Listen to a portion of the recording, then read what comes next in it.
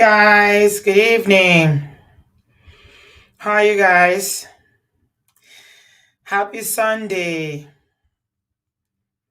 Good afternoon. Good evening, Obodo fam. Can you guys hear me? Happy Sunday, happy Sunday. Thank you so much for being here. I appreciate you. God bless you. Thank you so much for the past couple of days. Ẹ kú gbogbo ìgbà mi o. Mo dúpẹ́. I really, really thank you all. I have an update regarding Journey Divine, but it's the update is long, so I'm going to have to record. And I've actually recorded a video today when I went to church. I will share with you guys at some point this week. It's been crazy since yesterday. Totally, totally crazy. God is good. God is good. It's all for good. All the updates is amazing. It's all been very, very amazing. But because I want to be really, really quick tonight, obviously I'm really, really tired.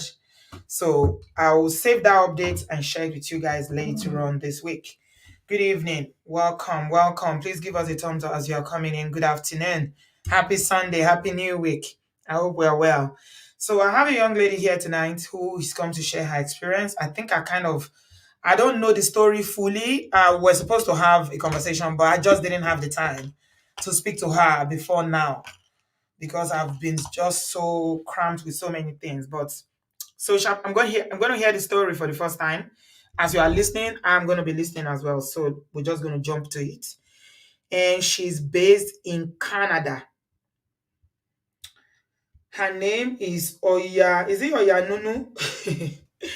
Hi, good evening. Good afternoon. Can you hear me? Yes, Auntie B. Good afternoon. How are you, my dear? Is it Oya Nunu? Did I pronounce it well? Yes, Okay. Is but I'll that go by the name Daniela. Oh, I prefer okay. to go by the name Daniela. Right. Welcome, Daniela. But I'll go by the name Daniela. Yeah. That's all right. Welcome. Welcome. How are you today? Happy New Year. Happy New Year to you, Auntie B. Are you an Obodo fam? I don't think I've ever seen you in this studio before. Or you are one of the silent watchers. Sometimes I comment, but not often. Especially, I actually joined long time ago, even when the subscriber base was like 10,000. Like that was like over 3 years ago. Mm-hmm. I'm always an ardent watcher, even when I'm Okay. in Nigeria and all of that. But when I came to Canada because of school and the life here is Mm, fast paced, so I've not really been able to follow as much as I would love to. So okay. once in a while, I still go back to watch if I'm not able to catch the live recording. Okay, that's all right. Welcome, my dear. Okay, so you are telling us a story, Daniela, about you relocated. When was it you relocated to Canada? You said you went as a student, right? Yes. Okay, let's just start from the beginning. Tell us what's happened.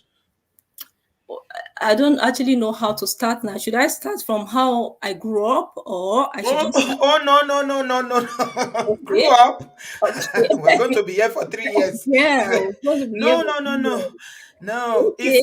The issue on hand is the fact that you want to take your children to Canada and you are not able to because of your husband, right? Yes. Okay, so start with the marriage. What was happening in the marriage before you came to Canada? Why did you choose to go to Canada alone without your family? And why is he saying you cannot take your children? We just want to deal with the issue. Okay.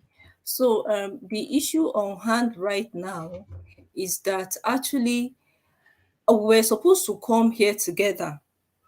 But because of how Canada can be, especially coming as a student, it seems you are not coming in as a PRO person. Because if you are coming in as a PRO person, it's easier for you to kind of come with your family.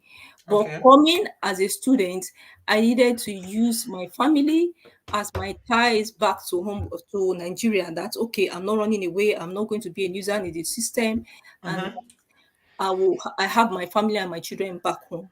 So that was actually the plan. But prior to this time, Auntie B, there have been a lot of build up. There has been a lot of build up in our marriage, such that I have run away from home like 3 times. Hmm. So coming here now, I feel that the life I lived in Nigeria, I'm not sure I'll be able to live it, especially knowing what I know now, following Oboto Farm, listening to all the stories of women who have been in similar issues like me and all of that. I have lived that life for over 10 years. How will I be able to continue with my children like that? And now Okay. my children is actually they are growing up seeing all those kind of things, and it's already affecting them. How many do you have? I Children? I have 4 children, 2 boys and 2 girls. How long? You sound very young. How long have you been married? I've been married since 2008, Auntie B. I married Okay. very so I was just I just entered the university when I got married. Okay. So you married Yeah, quite early. yeah. Okay. All right. So you said you ran away up to 3 times before you even got to Canada. What? Tell us briefly some of the issues that were happening that you kept running away from home. Okay. Just to cut the long story short, so I saw my husband shortly. We dated for 4 years before we got married. So shortly before then, before I met him 2004, and then 2 months after then, he proposed to me and wanted to marry me just immediately. And I wasn't sure that I was ready for even marriage at that time.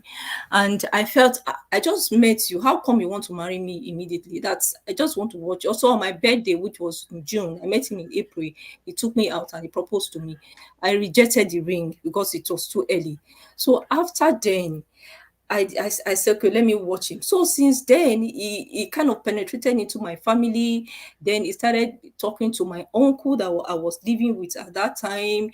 You know, he got to kind of know my family, even though most of them were not in Lagos at that time. He knew my mother and all of that. So he kind of warmed up with everybody. So we just felt he was the kind of person who is good and all of that. So at a point, even when I rejected, marriage started showing up. Like he was always there, he was doing well, and I saw some prospects in him. In his office, he would come to my office to come and take me out for lunch. So it was kind of all good from the beginning. So I felt, well, maybe I should give it a try. Maybe I should. So we just started like that. But along the way, there were some things I noticed, about him, that he started cutting me away from the friends, away from people I knew before him, and all of that. So I kind of got worried. So I spoke to some people about it. They told me that, look, he's scary now. I should be happy that you have somebody like that in your life. People are wanting to even be in your shoes now. How come you are even the one now pushing him away? So we just started. I said, okay, maybe because it was love and all of that. So I was in school. When he closes from work, he will drive down to my school because I was I was working and I was also now schooling at the same time. Okay. So I was doing part time. So I will close in the off from the office in the evening and go to school. So he will come and meet me in school and join me in my class. Mm-hmm. So that I said, people were a lot of my friends were kind of jealous of me that now wow, your own better see hey, they see that this time Very caring Nigerian man that is coming to sit with you in class. Oh my they, God. no, they see this guy man. And at that point too, he was also so I was kind of beclouded and TB. Mm-hmm. But then at a point I was feeling uncomfortable. Even in the place I work, this man will leave his office because they used to give them lunch. He will Mm-hmm. leave his office and come to my office every day and take me out for lunch every day.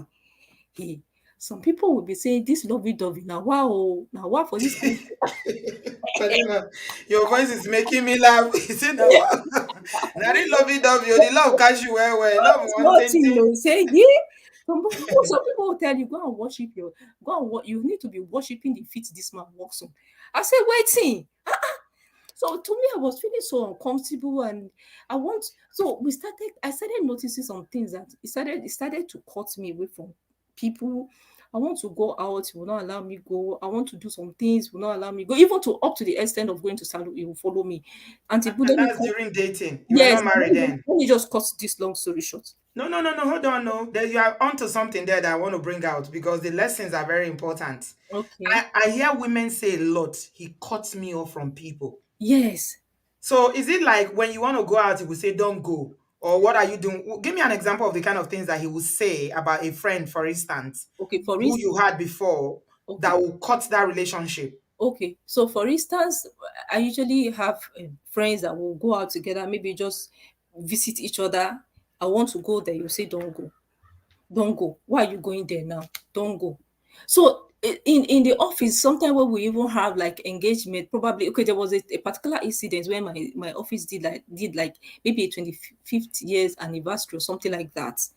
We had an event like that. He didn't let me go. He said, So if he said to you, for instance, like that office event, he said, "Don't go," because the little interaction I've had with you, you sound like a very sharp and assertive woman. Daniela, am I wrong?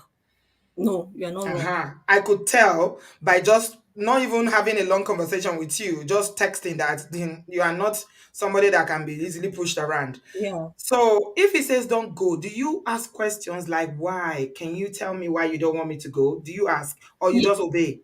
No, I always ask. So I asked why he didn't want me to go.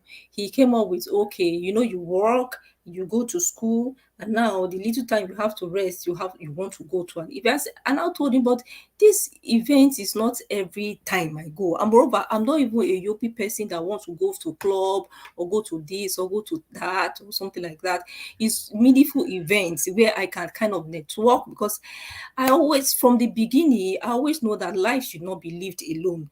Mm-hmm. Meaningful relationship matters a lot. Mm-hmm. So he was kind of trying to cut me from all those meaningful relationships, small, small, small, small, small, small relationship I was kind of, building here and there. He Mm-hmm. will not let me, he won't let me go. Okay, for instance, now, there was a time my colleague was getting married. Okay, anyway, that one is fast forward because after everything, we eventually got married. Mm-hmm. The whole of this thing. So we eventually got married. Mm-hmm. So when we got married, the issues now tripled. Mm-hmm. Now So tripled. so those were red flags, all those don't go. Cutting, trying to sever previous relationship you have, those are quite they are red flags, and they is an indication of somebody that wants to that controlling behavior. Do as I say. I don't think anybody should control anybody. It's only your children you should be controlling. Yeah. If for any reason, I'm not saying you shouldn't listen to your husband or your spouses. I think couples can, communicate. If somebody, for instance, I want to travel, I travel quite a lot without my husband, right?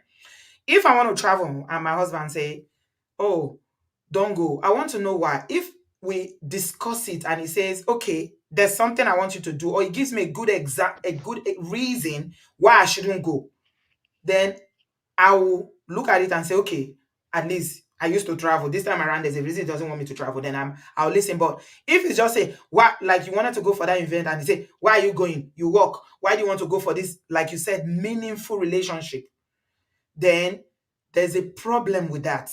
But obviously, you were very young, and anyway, you got married. Yeah, I got married, even though I knew that they were kind of, I didn't know what red flag meant at that time. And Mm, I knew some things were not right. And I asked questions. And right. most people that I asked, they were saying, you should be lucky and you should be lucky. I felt, well, if you possess so. Even when I asked my mom said, well, don't worry. He doesn't want to lose you. That's why he did that, this, that. That's how we continued in the marriage. So eventually we got married. So after the marriage, everything tripled. Hmm. Everything tripled such that I cannot even. I used to serve in some maybe societies in church. He will not Mm, let me do that again. mm, Okay, so there was a particular time somebody got married in my office and I was to mm, go. mm, He didn't let. I have told him. I should, knowing the kind of person he is, and that mm. he might not let me go. If I want to go somewhere, I'll have to start telling him like 3 weeks before that time. I Advance have, notice. yes, Mm, so mm-hmm. because I know how it can be. When it was time to go, that's how from nowhere he just picked up issues with me.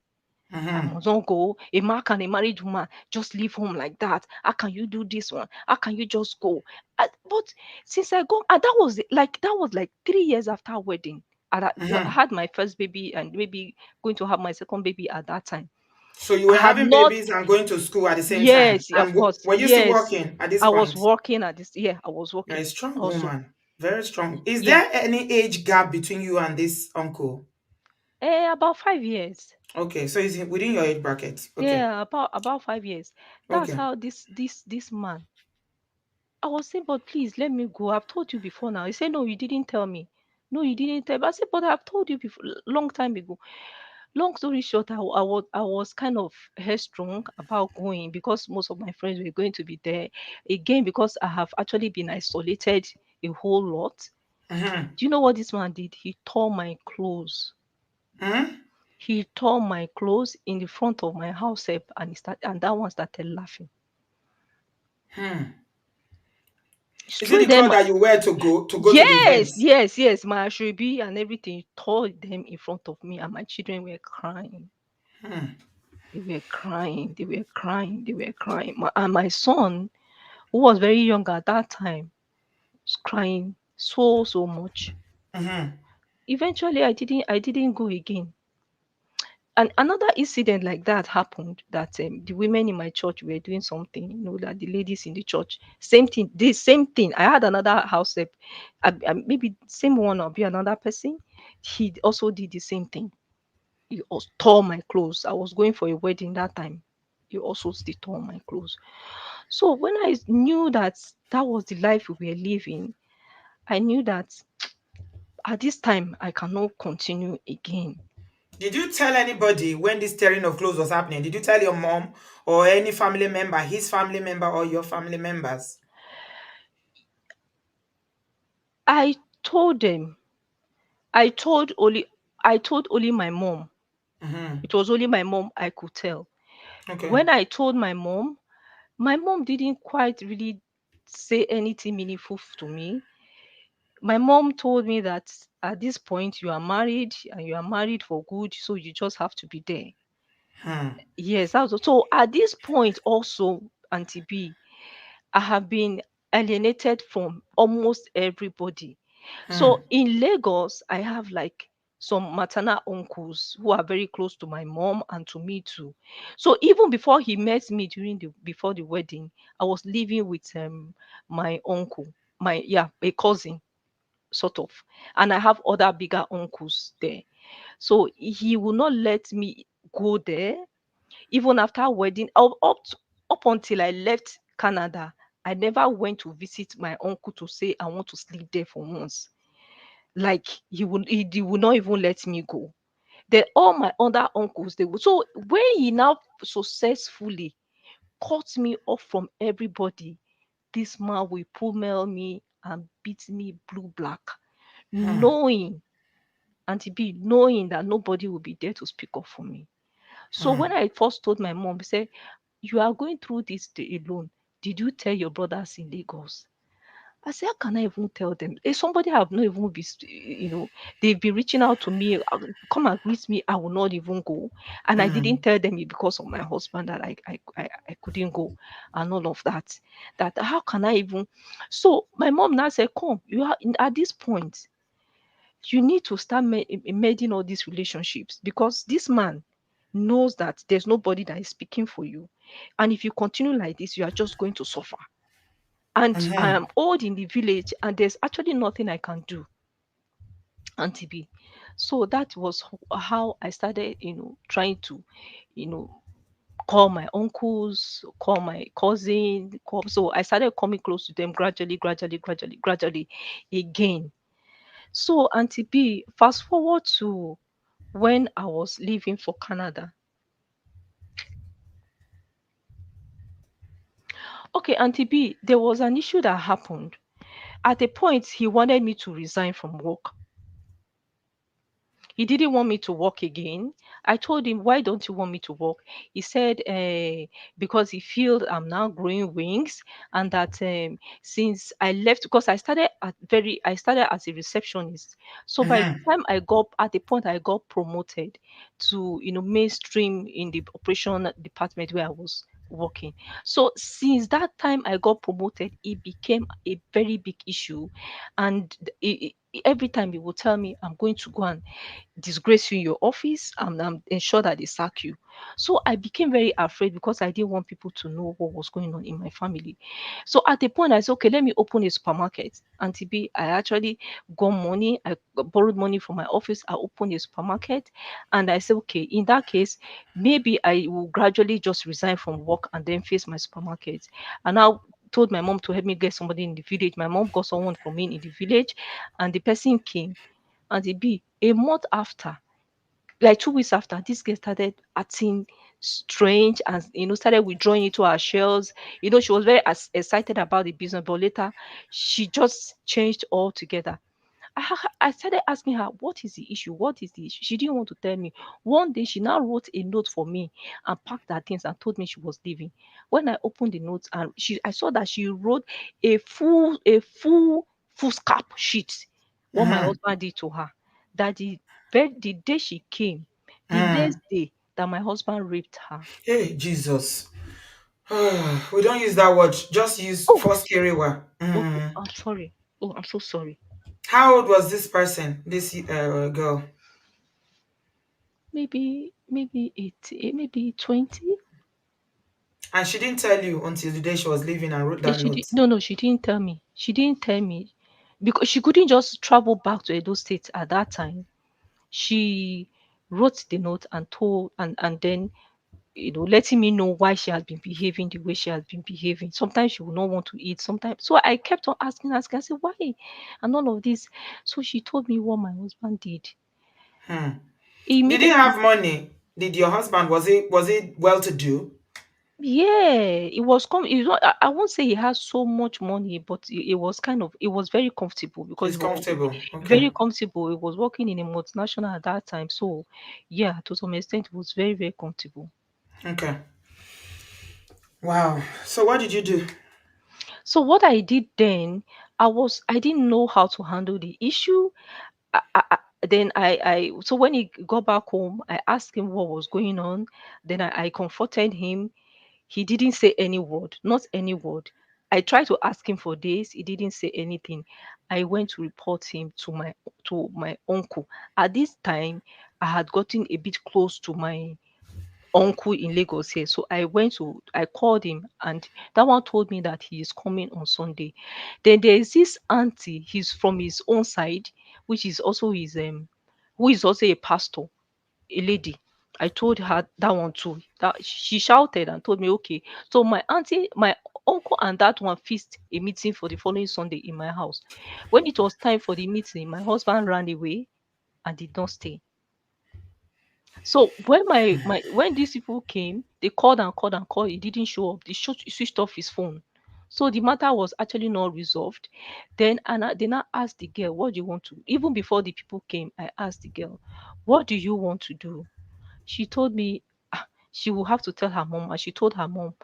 They were not ready to. I said, okay, do you want to go and report in the police station? Do you want to do this? Do you want to do it? So I tried to kind of find out what she wanted to do. Then my parents got to know in the village too. Then village people invited him to come to the village. He did not show up. Hmm. He didn't show up. Then the girl's family too were not ready to press charges. So Hmm. that's how the girl You're eventually, ashamed. yeah, Hmm. that's how the girl eventually now left. Left. Yeah, Hmm. she now finally left. So what I now then before prior to this time, my husband will suspect me in everything I do in regards to men. Even before I came to find out that he has actually been the one cheating. Everything he was doing, He was he projecting on you. yes, Hmm. everything he was doing, he will accuse me of all of them. Auntie B, I got tired of explaining myself. With girls, so he will complain that those are the girls that are spoiling me. With men, or even with colleagues, he will complain. So there were two colleagues I had in the office then who actually encouraged me to go to school even while I got the job and everything. So those ones, I looked up to them like mentors and all of that. So I introduced him to them. Eventually, this man started suspecting me with those two people that I was sleeping with them and all of that. And TB. So that's how life just continued. I will go out, coming back, maybe I'm in traffic, I'm with a man. I'll go to the market, coming back home, I am with a man. And TB, So a lot of insecurities. So usually people that try to alienate you is a sign of insecurity. Controlling behavior is a sign of insecurity. So you've already explained it when he was trying to cut you. No, don't go here, don't go. Why must you go? Tearing your clothes when you want to go to parties and all that. And now, suspicious behavior. Usually, people that are very suspicious of their partners, when they accuse you of something, it's likely they are the ones doing it. So he's very, very insecure. Do you know why he was so insecure? Did he ever tell you about his childhood or anything that may have happened that made him so insecure? I don't know, but the only thing, so Auntie B, even go, that's why I was asking, should I start from the beginning? But the only thing I can pinpoint is that he's from he's from a polygamous home, and his father was married to four women before he died, and the mother now didn't stay, so the mom went to marry a young after 10 children. The mother had 10 children and went to marry a younger person. So I don't really know about his family that much. And Auntie Hmm. B, it for me to actually dig it in a little bit into his family, I think a lot actually happened growing up in his own family, which seems to be affecting him. And he kind of now transferred that aggression on me. I don't Hmm. know. But there Hmm. was something I always noticed. Hmm. This man cut just the way he tried to cut me from my own family. He totally cut me off from his own family. Hmm. Yes, and it be if this man is talking to his mother, he will, sometimes as we are talking now, somebody might just pass by and hear us talking. My husband will not talk to his mother in my presence. My Hmm. husband will not talk to his family members in my presence. My husband will not talk to anybody that has to do that has anything to do with his family in my presence. I don't know what he was doing that for. So you see what we're saying about I don't know polygamy? what he was doing that All you for. supporters of polygamy out there, you I don't see, know this what is he one of the problem. I don't Polygamy ruins people's lives and childhood. Yeah, I mean, I'm not making excuses for him, but you know what? At the end of the day, we are product of, nature and nurture. So yeah, are you from the same area in Nigeria? Yeah, we sure we are both from Edo State and We are such from that Edo State. yes, I'm from Edo State. He's from Edo State too. We are from Ishan, but Isha. we never knew We are seeing a ourselves. lot of we are seeing a lot of Edo people from yesterday. Ishan girls, some Ishan girls will tell you they will never marry an Ishan man. And I Have would you heard ne- that? I told my daughter, you will never marry an Edo Yes, person. Augusta Gold is Ishan. I will There never are so marry. many I of them will that they will never tell have you, married an Edo not person. an Ishan man. No, No. no. Yeah, I'm just saying. I'm not saying all Ishan men are bad, but they do have a track record of some kind of behavior. Okay, Yeah. let's go on. So, when did you decide you want to go to the US, to Canada, and how did you get to Canada without your children? Okay, so coming to that story, actually, I wanted to. I we actually tried UK. So in 2020, and TB, I lost my job in 2020, and I also did no, but even prior to the time I lost my job, I had been having some health challenges Mm-hmm, because I had goiter and it was starting to affect me. It was mm-hmm, starting to affect my speech too, and I didn't know what to do. So I tried to cure it, medically. I also tried to use a native medicine and all of that. It wasn't working. mm-hmm, So one day like that, I said, okay, I had to deal with this issue because they were telling me if I don't deal with it now, it will become cancerous and that will be a whole lot of issue altogether. mm-hmm, So I told my husband each time I bring up the issue of operation, he would say, "Ah," because they told me that was the only thing I could do. He said he doesn't know, whatever I decide, and all of that. So in between this period, we had if so on Christmas 2019 stroke 2020, I said, okay, for the first time in a long time, these people you have actually cut me off. I planned that I was going to visit my uncle. He said I should not, he didn't tell me not to go. So after we finished eating for Christmas, I said, let me go. So he has been away, philandering up and down. By the time he got back, he said I should not go. I said, why will you tell me not to go? I want to go. Today is Christmas, and you have been away, and you will not even spend Christmas with us. I said I will go. So that day he started, on Christmas they started beating me again. Auntie Hmm. B, I was already even not well. I said, what will I do? The next day, I took my children. That was on the 27th. I planned on the 26th. I took my children and I left. I went to the village to go and see my mom. And my mom, it happens that she works in this Otiwo hospital. I don't know if you know this a federal hospital in Otiwo, in I've heard Irua. Yeah, about it. yeah, Yeah. Irua. So so she said, okay. I was actually thinking, okay, what should I even do? When should I even have time to go there? And I went there. They actually, he did not know when I left. So I went to the hospital and I did the operation. So by the time I finished the operation, I came back. No, by the time I finished he didn't see us. He kind of started looking for me and all of that. He didn't pick his call and all. So eventually he got to know what had happened and how I was away with the children and all. He now came. So I did the operation and I could not talk for close the whole of 2020. I was almost not being able to talk. So in between that period, You I were not able had to talk for a whole year. no, no, no. I did it in January, just before COVID started. Hmm. I couldn't even talk. I could just move my mouth, but Wow. if I'm talking, you will not even hear. Even if I, until I have to come and put my mouth near your ear, Yes. you will not even hear me. And I didn't know that kind of complication will arise. They So didn't I warn started. you. They didn't No, tell no, no, you. no, no. They didn't actually. They didn't tell me. Thank God you got your voice back. I Yeah, wanted to say something. Thank you very much, Daniela. You're doing very well. There's something I missed out. Adewale, our brother here, always warns us. Although you are young at that time, you are not, very experienced and all that. If you are in an abusive relationship, please, we said it many times. Guard your womb. Don't have more children. yeah. So if you get into a relationship or marriage and you realize that it's like this thing is not going to work, I might not be able to be in this marriage forever because of whatever abuse that you're going through, please don't have any children. Okay? Don't Mm, say, oh, you need to go and you can go, get yours as a woman. Come on, go to the hospital and get some, IUD or whatever it is that goes with your body. Get it done and protect your womb. The reason why we say it is because it's easier to live when you have one child than when you have four, five children, especially if you know that relationship is going to hit the rock sooner or later. So please, ladies, let us learn from that. Don't keep, I know it's not easy. Don't keep having children when you are going through stuff. You can do something about it. It's not like your body is just something that you have no power over, that you just be conceiving every year. So that's a very good point we need to make. All right, go ahead, my dear.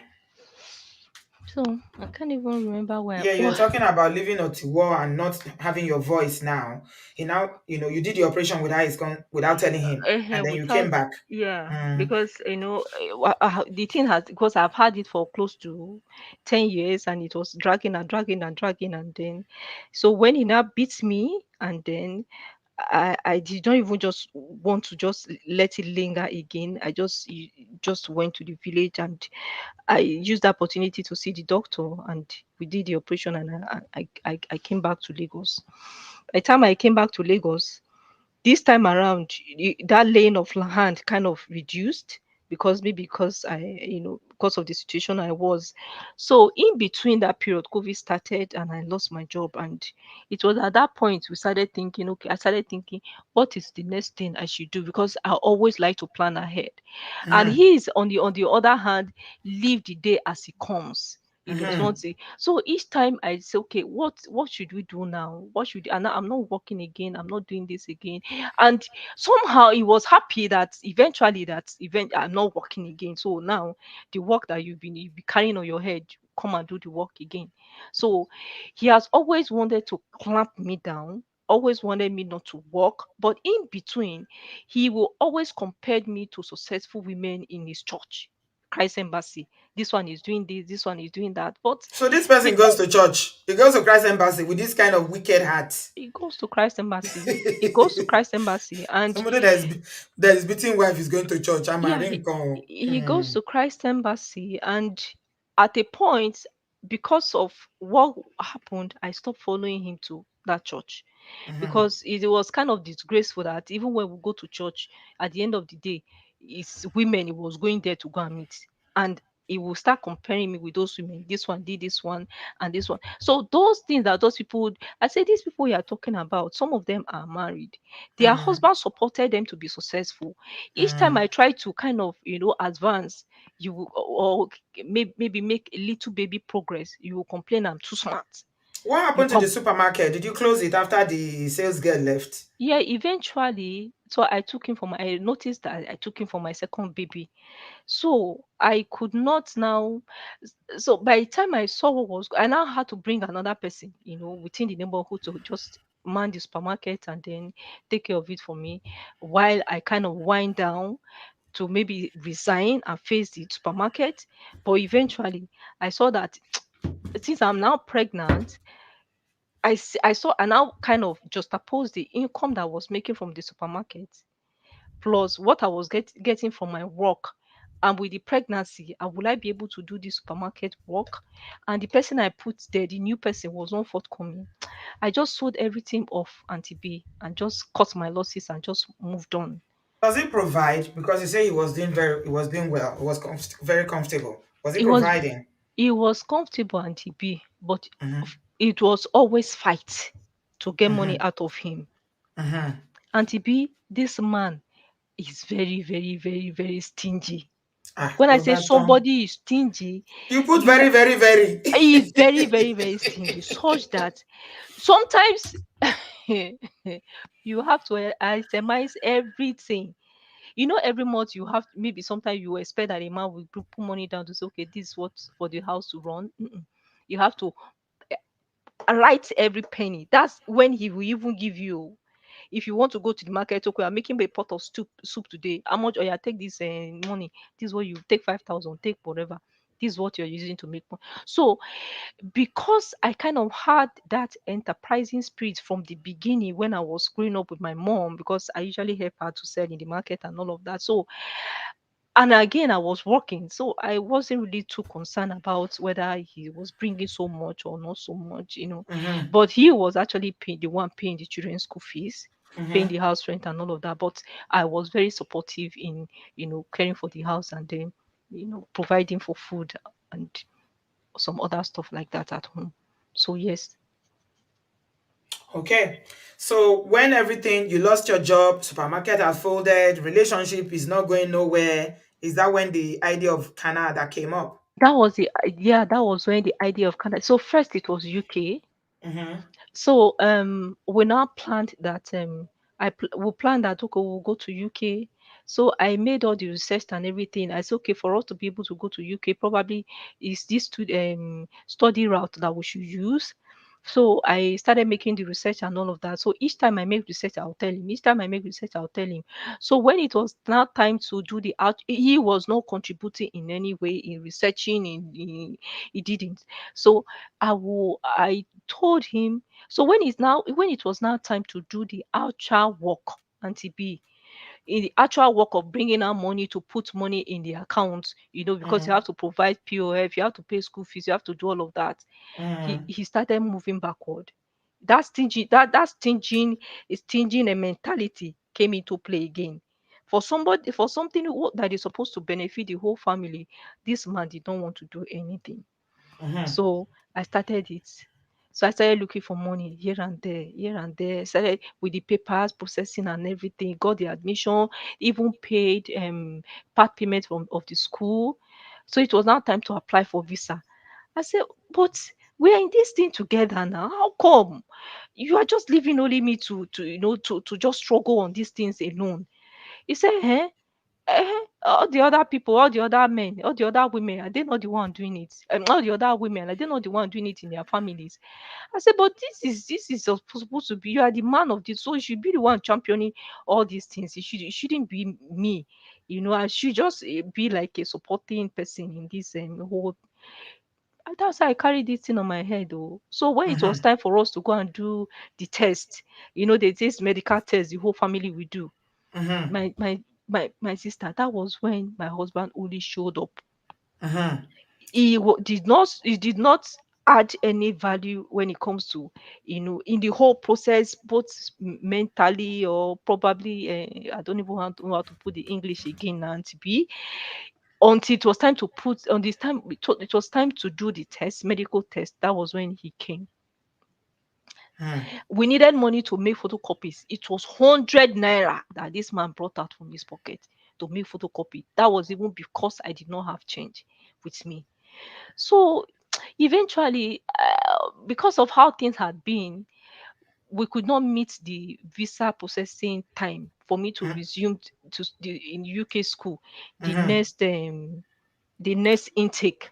So Mm-hmm. I was not able to be successful to apply for visa. So I said, okay, in that case, what next should we do? Maybe we should even try Canada. So I now got Canada, and then I tried to apply. I put money together. So the proof of fund I needed for Canada was too much. So we needed like, how they used to borrow money from here and there, put money in your account and all of that, so that you can build it for like 6 months or so before you apply. So in between that period, the things were really not tough with me, because no income was coming and I was not Mm-hmm. even doing anything. I was just at home. And now at that time, I started looking for. So this was like between 2020, now towards the end of 2020 to 2021. I said, in between, while this money is maturing, let me try and see if I can secure another job. And now my voice was a bit better. So I I was able to kind of secure a little job like that. So eventually, when I resumed, they told me that, okay, this job involves traveling. My husband actually kind of coach, he was in the process of the interview and everything, so he knew. So when I got the job and came back, I told him this is how when he told me this issue of traveling, I said, this is where the issue is going to be. Within Lagos, this man will not let me go anywhere. Is it now that I might have to go out of Lagos that he will agree? This would be a very big problem. But because I needed the job and all of that, so I kind of took it and I discussed with him. He didn't say there was a problem. So the first time we were going to travel, I told him, he just started. I said, I beg, I don't want. I had to go back to tell them in the office that I was not feeling well, this, that in the I cannot go. In the other time, this was my particular product I was working on, and I needed to travel to Warri. A month before that time, I had already started telling. In short, immediately they sent me the mail. I forwarded the mail to him. Immediately I forwarded that mail to him. Since that day, from that day, we started having issues. It would just blow up on unnecessarily. So just started blowing up. When it was time, like 2 weeks to, I still reminded him again. It was like a song. Mm-hmm. 3 days to, I reminded him again. At Mm-hmm. a point, I needed to remind him via text message. When it was Mm-hmm. time, he said, I will not go. I said, well, this time around, it's either I quit the job, or he said, yeah, you better quit the job. I said, at this point now, I cannot quit the job. I will need to go. So I prepared, and I followed my people from the office, and then we went to Warri. When it was evening, he called me to say, am I coming? I said, no, I've traveled. Immediately, hair was let loose. Mm-hmm. There was no name. He did not call me. Shebi Ashawo. Don't None repeat of them. No, no, don't repeat them. none of That's the use. another thing I need to bring out. When somebody who is abusing you calls you names, that's verbal abuse. Never ever repeat them. Just say it's unprintable names. Okay, Yeah, okay, because if you are repeating them, you are reopening the wound and the okay, pain. okay. Okay. So he called me unprintable names, names that you would never even imagine, names that you wouldn't even call your enemy. That was what that man was calling me. So called was he me. upset now that because you are traveling? I thought he Yes, agreed to it. He doesn't want he you to go agreed. He, again. he agreed to it that I should go, but when it was time, he said The, no. I the was not going. reality. Yeah, he said I should not go. I should not go again. I shouldn't do this. I should not go again. So, but I had to call my brother. I had to call my brother and told him that this is what was going on. Oh, that I don't even know how to enter my home by the time, because it was just 2 days, that I didn't know how to get home by the time I finally land in Lagos. That this one now, this matter that is on ground, I don't know. So my brother called him and begged him and then told him that look. He said okay, okay. So he now called me. My husband now called at this point, now called me to say, okay, don't worry, I heard everything. Your brother called me, asked after you, and that I'm not angry with you, just that I don't just want you to travel. But Auntie B, okay, going to the other side, he travels, he goes to work, even when his friends are having things to do, personal things out of Lagos, he will be the chairman who will be the person organizing things for them to go. Do you understand? But me now, I will just be in a corner and he will not want me to associate with anybody, come back. So Auntie B, just to cut that long story short, I came back home. He actually allowed me enter. Immediately I entered the house. As I went down to my knee to beg him to say, Mm-hmm. please, you know, all this while we've been married for a long time. I have never disobeyed you in this regard before. But this time around, I couldn't just say no, because this was why they employed me. So I will try as much as possible to cut the travel part of this job, you know, at the buried minimum. I thought this man has agreed. Auntie Mm-hmm. B, this was while I was waiting for my money to mature in coming to Canada. Every little thing, you will start calling me unprintable names again. Auntie B, Mm-hmm. I can't begin to tell you But what you he said. came eventually. Sorry?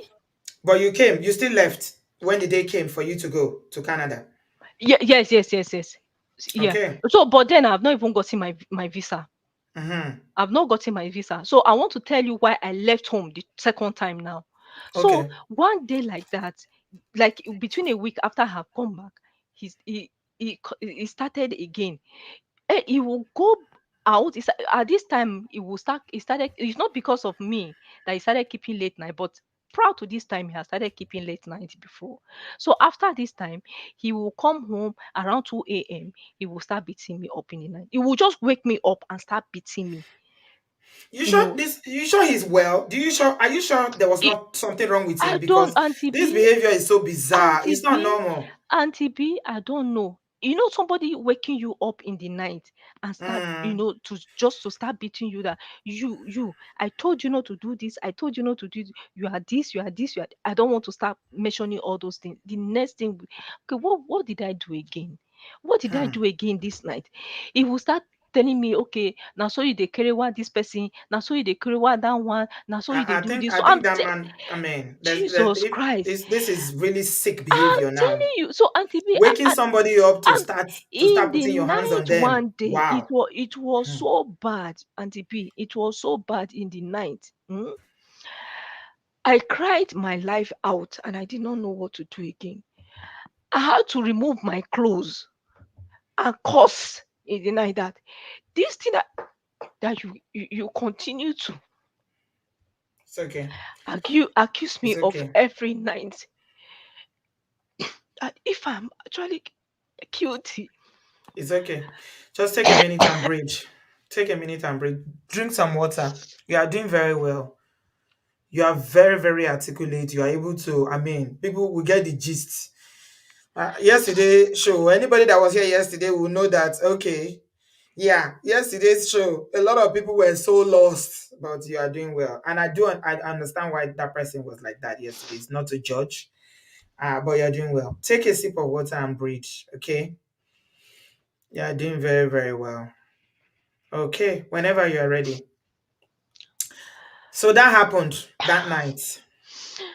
So I had to start swearing that I had to even call the ancestors because he will always say, "Should any small thing, should you know you're an Asian woman? Do you know an Isha woman? I said, of course. They always do that. Yes, I said, of course I know. Of course, Some Edo men, they claim to be traditional and very traditional. So anything they will ask their wives to go and swear juju. yes. That's They what said, they do. They say go and swear juju. Meanwhile, they will sleep with anything. Not all of them, but this setting I'm telling you about. Yeah, man. They will tell you to go and swear juju to swear that you are not sleeping with other men. Did he so ever ask you to come and swear? no, he didn't ask me to come and sweep, but everything what he was always saying is that okay, anything I'm doing, I'll use my head to carry it. Anything I'm doing, Mm-hmm. I'll use my so Mm-hmm. when he used to say that, I said, well, at least my conscience is clean, so nothing will happen to me and everything. So but when he continued, I said, okay, in that case, yeah, if you have ever cheated on me in this in this marriage and everything, whatever you have also done, you use your head to carry it. So if when the first day I said that word, Auntie B, he flared up. He fled off. He said, why should I say that kind of thing? Don't I know that he's an He's a African man. man? Don't Mm-hmm. I know he's an African man? He's an African man, so he's entitled to as many wives as he wants. He can marry up Mm-hmm. to 4. If I say, well, you got married to me in the village, you also got married to me in the presence of God and his people. So you did not tell me, this is not part of the agreement we signed when you got married to me. So when it became so, I didn't know how best to explain myself again. And I said, okay, if I am guilty, let the spirit of the ancestors you keep calling, let it do whatever they want to I do with thought you me. say he's a Christian, he goes to Christ Embassy. So what has ancestors I got don't to do with know. So anything? and I said, so I had to remove my clothes one day. Remove all my clothes one day. So when he saw that I did that, he just left me alone. That was what ended the beating that day. Hmm. So Auntie B, fast forward to when I was coming to Canada. Mm-hmm. So in between Auntie B, in the night, so I now later had another house help. In the night, I will say that. So when I saw that this man started cheating, at the point started cheating on me openly, he will call ladies, arrange with them, and then he will just leave. Of course, you will know that is one of his girlfriends and everything, and he was going to go and meet. Well, I said, so at this point it was me and my children. So this time around, I said, this one, no, I have to hold myself before I go and carry disease that is not my own. Oh. Mm-hmm. So I started holding myself. You will not want to use any protection. So at that point, you will want to be touching in the night. I said, okay, for me to be able to say no, I moved away from the room. Mm-hmm. But there was something I noticed, Auntie B, even prior Mm-hmm. to this time, how step I had after that lady. Because after the first career what happened with the other lady, later he came around, then he kind of apologized. That was like years ago when I had my first baby. Then I noticed that subsequent house help I had after then, those ones didn't stay. All of Mm-hmm. a sudden, they will just pick their bags and say they are going. I It's will ask them, disturbing them. are we? It's not allowing them to Yes, sleep. I will ask, Mm. what is the issue? Some You don't want to some tell men me. are they are so they do that a lot in Nigeria. Why? Why? Yes, they do that. They didn't want to They do tell me. that. They didn't want to tell me. So Auntie B, until I caught him red-handed one day. Mm-hmm. One day. So I now noticed that anytime I were even in the same bed, anytime I was sleeping, this man will come and wave his hand, around my eyes, touch me To to see what see if I'm sleeping. he looks like something you see in a film. You see, he wave his hand over your face to see whether your eyes are closed or not. That's so Oh funny. Jesus! The first time I felt, is this? Am I dreaming or what's going on? Uh-huh. But because maybe I was tired, I didn't open my eyes, but I felt something moved, hovered around my face. Uh-huh. So I didn't wake up. I just continued sleeping. But this thing continued almost every other night. Mm-hmm. So one day in the afternoon, I was asking myself, was that a dream? Or did I actually see that happen? And this thing seems to be happening consistently. Okay, this night I will keep watch. So that night, Auntie B, I really kept watch. I didn't sleep. I said, what is happening in this night, in this house every night or every other night or once in a while? I will know it today. Auntie B, he came and did the Mm-hmm. same thing. Mm-hmm. checked where because I like to always cover myself, or also cover my face. He removed, this time around I even covered my eyes, so he removed the wrapper I was using and checked if I was actually sleeping. He Mm-hmm. waited for some seconds to be sure that I was sleeping. Mm-hmm. I saw that this man left and I didn't see him. And I thought maybe he went to the restroom. At least we kind of calculate if somebody is going to the restroom to use the toilet, how many minutes will it take the person to go and come back. So I waited, he didn't come. I said, this one is taking longer than necessary. I said, okay. I went to the children's room. He was not there. I now went to the parlor. He was not there to see if he was pressing his computer again. He was not there. So I now tiptoed to the maid's room. It was then I started hearing voices. This time around, he was the one actually he was trying to cajole the girl into kerewine her. Mm-hmm. The girl did not agree. Mm-hmm. The girl was saying, so if you do this one now, madam this, madam that, madam. So they kept on. So I waited for like 2 minutes. I now saw that, say, brother, not only, so I now busted the door in open. I saw that he was lying down on the maid's bed with only towel, nothing. You are Mrs. Bond. You busted the door open and say, "You, I caught you. I caught you. You didn't cut me. I caught you." Auntie B, he was so I started raising my voice. Auntie B, that day, that night, I said, okay, so this is all you are. I said, I've always known you have been like this, but I never knew that after the first incident, you still condescend so low to this Mm-hmm. level, and to think that you have been the one accusing me all Mm-hmm. around. So even think that I have been crying every day, begging you, letting you. I've tried to explain to you this thing you keep accusing me of. I didn't do it, but look at you now. Look at you, just kept quiet. He didn't say anything. He just kept quiet. He was holding. I'm kind of shouting, but he held on to Of my mouth, course, you are and he upset. didn't. Yeah, Mm-hmm. and he didn't let me talk again. The next day, I went to call. I told his aunt what he did. That one, of course, will always his pastor aunt. That one will always support him. So he Hmm. said, "Hey, leave him alone now. Leave him alone. Don't you know He's he's a a man. man? He's a Mm. man, of course. Ah, That's what they do. Afro That's what they." Nigerians. So I now He's a went. man. Yeah, he's a body. It's not be that's how they are. I went to tell Mm. my uncle, like who is like a father figure in my family. That one has also now commonized the whole thing. Hell, I said, what can I do?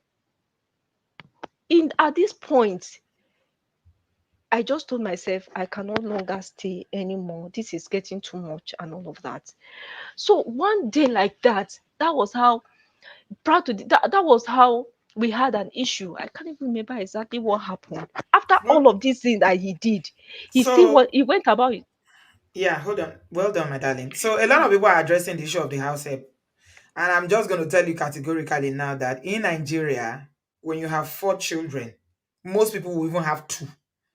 So when you had one that told you that he falsely carried her, did you ever think that maybe you shouldn't have another one, another house help, because you know already that they are not going to be safe in that house, or you needed the help? That's what I'm thinking. That with 4 children and all the things that you're doing, maybe you needed the help with someone to look after them, clean, and things like that. Did you ever think about it? So after the first incident, I thought, okay, I will not need the help again. And for a very long time, I didn't I didn't actually look for anybody. And then so because I felt he has been exposed at this point, that people from his family were aware, people from my family were aware, and the village people, elders in the village self, got involved, and they kind of invited him to come. I think I mentioned that, but he Mm, didn't know. So I felt that because of that shame, even though you might want to do anything, but you will not be at home again. Do you But it didn't understand? stop So him. I Mm. didn't know that he didn't stop because It I didn't stop didn't him. even even though I felt it was always cheating outside, but I didn't think it would now bring it home because people were already aware. So Yeah. I didn't think so. Again, because my hands were full Mm. with 4 children and career. So when the children comes back from school, somebody would need to be there to Mm. kind of you know receive them, and then What until was I the come home and all of that. what's the age of the oldest and the youngest? Okay, so the oldest will be 14 this year. Mm. Yeah, the eldest will be 14 this year. Then the youngest will be 6 No, they are quite young. So that one this that is year. 6, was she about maybe 3 when you left? How old was she when you left When I Nigeria? left, no, I actually left Nigeria last year, so she was 5. She was 5. Okay, she was Yes, quite young. yeah, she was 5. And you Yeah. left all of them with him, or was So there so someone so else? so the arrangement was that um when I was going to leave, because of his kind of person, I was never comfortable leaving the children with him because I don't want to say I don't know if I'm allowed to use that word, irresponsible. Completely. He's an asshole. That's what Okay. he is. Completely So irresponsible. so I knew e- eventually when I finally got the visa to come to Canada, so I have to defer like 3 times. I was supposed to come the intake before that time, so I deferred up to 3 times until I was going to lose the admission. That was Hmm. when I eventually now came. So I begged this man. I have an elder sister in Benin, with her husband and children. For the time being, while we'll walk over how you will and the children will come, can the children stay with my sister in Benin? That's how this man vehemently refused. He said no. He will.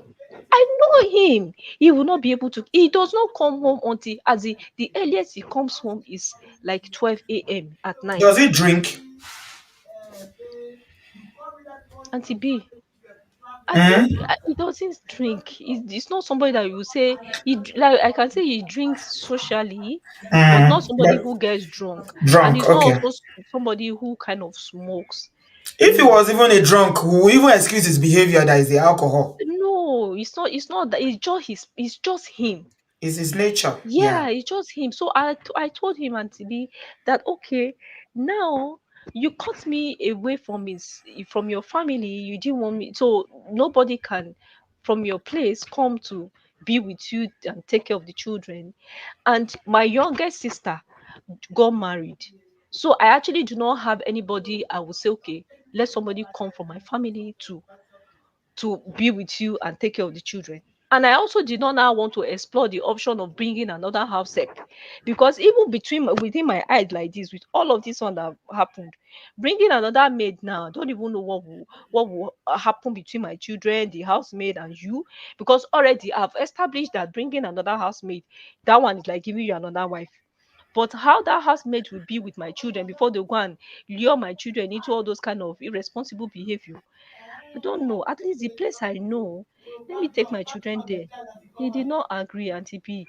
I had to go. I brought my family into this. I also now went back again to tell his pastor aunt. That one was because that was the only person I was close to from his area, from his family. That one told me, he's an Isha man. Isha man doesn't like people taking care of their family, their children for them. If he says he can take care of the children, let him take care of the children. I said, but your son, from all these issues we've had down the line, do you actually think he will be able to take care of his children? He said, what do you think? What do I want her to say? So I he begged didn't him then. agree. He He did didn't not. agree. He Let's did not. summarize. He didn't agree. Yeah, no, he did not agree. What about the house help? Was she still there? No, no, no. After then, and I told the house help what has been so this what has been happening. He said no, but actually has come like twice before, but she did not agree. Probably wanted to try again Okay. this time around. Yeah, this time Mm. around, but she was not going to agree. I said okay, knowing the kind of person he is within myself, I say okay, you now, even if I bring another person, I know what's going to happen. Do you want to go or you want to stay? Because really, and the B, I will not. The girl was very nice. Hmm. So I would not say because of I met them in a compromising situation or whatever position, I will now kind of come and start castigating the girl. She was very nice, with my children and with her work and all of that. So, yeah, she stayed till the time she was ready to go, like few months after. So she said she wanted to go and see her people in Calabar. So I prepared for her and she went. So after that one went, I never took any other person again. So you left the children eventually with him alone. Eventually, I left the children and I left Auntie B, since I left the children with him, I had never have peace. I have never slept well.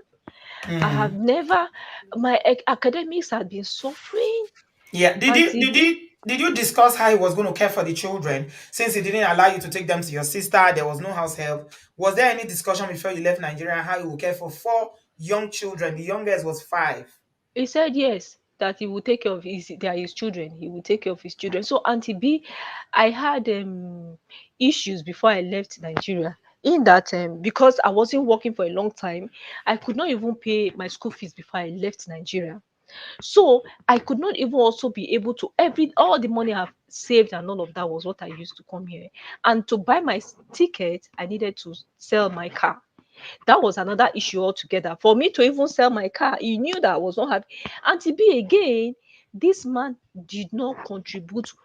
And to be that I'm in this school in Canada now, this man has not contributed 1 naira. Even up to buying my ticket, I had to sell my car. For me to sell my car, he did not even want me to say I should leave. He had his own car. He said I should leave my car with him. How can I leave my okay? Will I trek to Canada or how will I come here to Canada? So that's how I came to eventually stubbornly. I sold my car. I say, okay, if you want to be trekking, whatever you want to do with your own car, do with your own car. But this one is my own, and I bought it with my money. I will sell it, and I cannot trek to Canada. So that's how I sold my car. I used the money to buy tickets. So the plan was that by the time I get here, I will now file for them so that they will come. And to be it has kind of been a bit difficult for me to do that. Number one, based on some other issues. I was in a school, so because I couldn't pay school fees, I had to leave that school. Hmm. They withdrew my admission after sending me messages severally that I should pay up my school fees, and I was going to school, and eventually I was able to complete a full semester there. And because I knew even if I stayed there for the second semester, they were not going to open my portal for me to continue.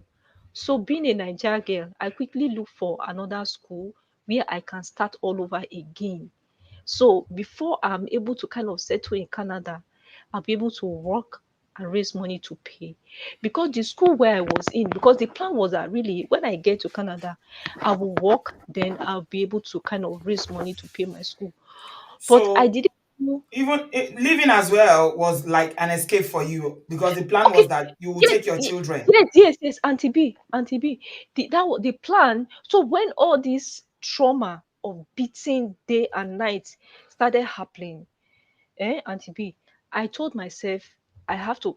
I watched a program, one of your programs, where people talked about escape routes, Hmm. how to escape. So at that point, I started planning my escape. I Hmm. said, okay, how do I escape with these children? So there was one night like that, my husband beat me mercilessly that I almost passed out. My children were crying. In short, my husband started beating my daughter too. That why are you crying? Then my son, he will always wash him down, calling him woman rapper. Anytime he beats me and they all start crying, especially the first son, he will start calling that one woman rapper. Why will you be Hmm. crying that your mom is Woman crying? rapper. Yes, Is calling a teenage boy woman yes. rapper. No, wait, that one was like 10 that time, yeah, calling Hmm. him woman rapper and all of that and all of that. So, So so he was really verbally abusive, this oh, man. verbally Hmm. abusive and Hmm. with beating and all of that. So one day like that, he beat me up and I landed in the hospital. I just staggered out of the house, took the car key. I just went to the hospital. I checked myself in. I was there. He beat me and left. He beat me. After beating me, he left. So I just put my things, few things inside the car. I said, no, I will not stay here again before I will die. I need to take care of myself. So the only place I could go then, I was okay. Let me first of all take care of myself and then go to the hospital. There I was hospitalized. We came back and he didn't see me. Called and called. I didn't respond to his call. So I spent like 2 days in the hospital. I said, what do I do? I cannot go back to the house again. I can't go back to that house again. Prior to this time, my daughter, who was around 12 at this time, called me to say, Mom, the way daddy is beating you, what do you think you should go one day? Maybe you should go. When you go, then look for a place, then you now come back and take us. Because I felt we cannot just take all of us at the same. So it actually took the courage of my daughter to tell me to go before I knew it was actually time for me to go.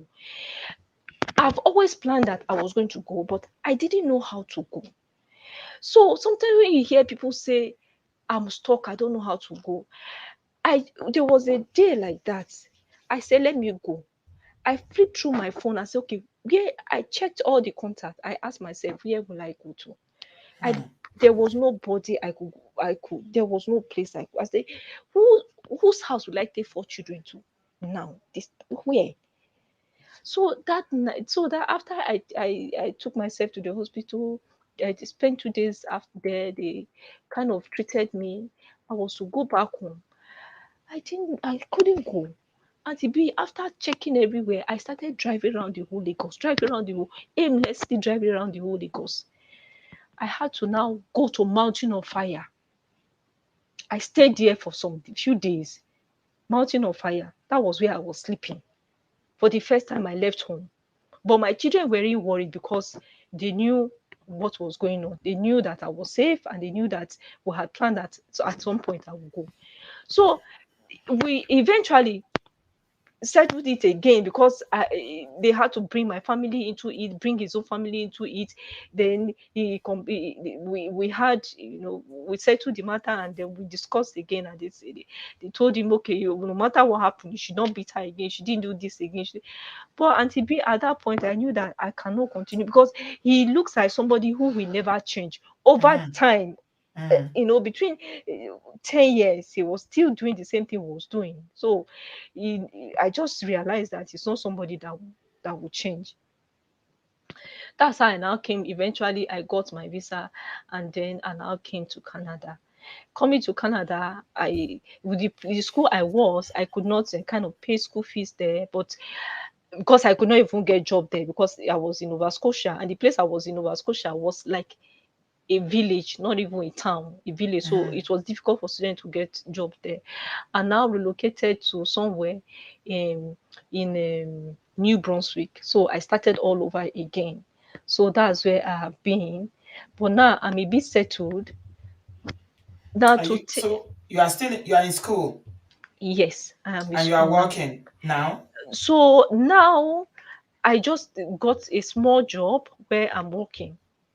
I just got because when I just came, because I was just starting, I didn't quite settle. I needed to kind of settle academically so that I would not even lose my status as a student because my visa was already running. So towards the end of the semester, I eventually got a job where I was working. But in the other place where they blocked my where they blocked my portal and everything. So most times they, kept on sending me that I should come and pay, I should come and do this, I should come and do. So I also wanted to ask, I don't know the immigration status as regards that if I don't pay school that people off, if it will affect me in any way, I don't know. But for Hmm. this one, I've been able to pay a little something, so I'm able to still continue school here. So Does it we just send you any money? no, it doesn't send me any money. Were you talking when you got to Canada? Yeah, we talk, Okay. Were you we talking to talk. the children? Yes, we talk, but most times he will threaten that he will soon block me. So here, because I don't he's not really so involved in the children's academics. So from here, I'll always try to check up on the children, help them with their assignments, when they have some difficult things that they need to do from here, due through video calls and everything would solve, because the children have their own phone that we use. Okay, so let's get to the crux of the matter now because we've done 1 hour of you talking. I know your story is quite long, but we'll try to summarize, and that's why people struggle. Because it's like basically things that happened over a long period of time. It's not easy to summarize it in one short hour. So, what happened? You said you tried to apply for the children and it's blocking it. So now this is where the issue is, Auntie B. The plan. I'm not hearing you very well again. It's like you moved. Oh, okay. I just kind of stretched a little. Is it better now? Yeah, okay. Go ahead. Okay. So the plan was that when I come here, I will file in for the children, right? No, I will Mm-hmm. file in for everybody. And now I have everything I need from my end to file in for them. But Mm-hmm. then it still has to go. So it will be like I'm the one inviting them to come, because the law allows me to kind of bring them in as Yeah. my dependents. Yeah. So all the immigration papers I need to bring them in, I actually have them, Mm-hmm. right? His own now is to ensure that he has proof of fund in his account. He Yeah. has other supporting documents over there in Nigeria that he will Mm-hmm. use, but he's not moving an inch. He's Mm-hmm. not he's not moving an inch. He's not doing anything. Now, anytime I want to say, okay, how can I now support? How can I bring the children over? You say, okay, so this is actually your plan from the beginning. So it comes up, okay, this is so now I knew why he actually never wanted me to take the children to my sister's place, because Mm-hmm. he felt that I will from the back go to my sister's place and And actually take them. take Somebody them. is asking a very good question. Well done, my darling. You're doing very well. Cynthia is asking a very good question. She said, since you left Nigeria, has any of your family member or anybody, maybe somebody that knows you, gone to see the children? Or do you speak to their teachers? Maybe their teachers can give you an update about them. Has anybody Okay, visited? okay. So my family members have not visited, but they are constantly in touch with them on the phone. They are constantly in touch with them on the phone. Like, Auntie B, the email I sent to you, telling you that I'm coming to share my story. I told you Mm, that he's threatening to block me from their teachers. So yes. because I like to be involved, in the lives of my children all around, academically, and in all the facets of their life, he got to know that I was in touch with this, because sometimes I just, even when I was in Nigeria, I used to check on the academics to know how they are doing and everything. So he is threatening now to. He told me that he will withdraw the children from the school, from the Mm, schools, the respective schools, because some are in primary school, two are in primary school, then two just enter secondary school. That is going to change the schools that they go to now, such that I will not be able to reach the teachers again. You see, you are still able to read the teachers. That's why you are calling to know how they are doing, still how they trying are to control living. you from Nigeria. Yes, and Auntie Mm-hmm. B. So that's how that has been. Now he does not want to do anything. He doesn't want me to take the children. I don't know how to go about it. I don't know how to go about it. So I decided that I was going to come to Obodoyibo TV. Maybe somebody somewhere must have been in this shoe before, and Mm-hmm. to see how they were able to resolve it. Anybody that have been in this similar situation before, because now a lot of things have actually been going through my head, Auntie B. Mm-hmm. I've Mm-hmm. actually suffered. I can't even, like, financially, I can't really support them at this point, because I'm still trying to see how I can even pay my school fees, fence Mm-hmm. for myself, pay my Mm-hmm. house rent and everything. I'm just trying to live each day as it comes. How long is your course? So my course is 2 years. And you've done, how long have you done? I've just done one semester because I needed to start all over again. The other one, that one is gone. Junior, you've read my mind. Jay has read my mind. So it was a very difficult decision for you to leave. I know. I'm a mom, so I know. For a mother that loves and is involved in their children's life to leave. But you know what? I want to really say something about you, Daniela. I think you made the right choice. Because we always say save yourself first, save yourself first. Because if he deleted you because of all those midnight beatings, your children will leave. Oh. So that's why people are saying, oh, yeah, children, yes, protect your children, but you need to protect yourself first. So I don't even have issue with you because basically you escaped. This was an escape for you to run away from, this Mungo Park. So now you are not stable yet. So even if you want to take the children, how are you going to be able to fend for them? Saying that you've only done one semester and you have maybe 3 semesters to go. How many semesters do you have in I an see. academic year? I have four. I have four in For all, and I've just done one now. mm-hmm. So Yeah. I'll finish up to in 2024. So so Auntie B, what happened? I actually have two in this my school. I actually have two admissions. So because I got a 2 year visa, so I took one year course to combine it to make 2 years. So the first part of my course will finish in April. Then the second one will begin in September to finish April of the following year. Can you walk after the one you are doing now finish in April? I should be able to work, Auntie B. Because what I'm thinking is you need to stabilize yourself to a point because it's not just I know this is an emotional decision because obviously you're worried about your children, you want them to come, you want them to leave that Mungo Park because you know how he's not going to be able to take care of them. He's not able But to take care of them, Auntie yes, B. but And the you thing have is to that, plan because if yeah, you bring them, you need to think about accommodation, you need to think about feeding, paying the rent, bills, and things like that, which I don't think you can do at the moment. I can't do it. I can't do it, Auntie Yes. B. So those children are not even safe with him, Auntie B. Auntie B, Mm. I can't even read. Auntie B, I keep having panic attacks. They are safe. They're safe. They are safe. Let me tell you something.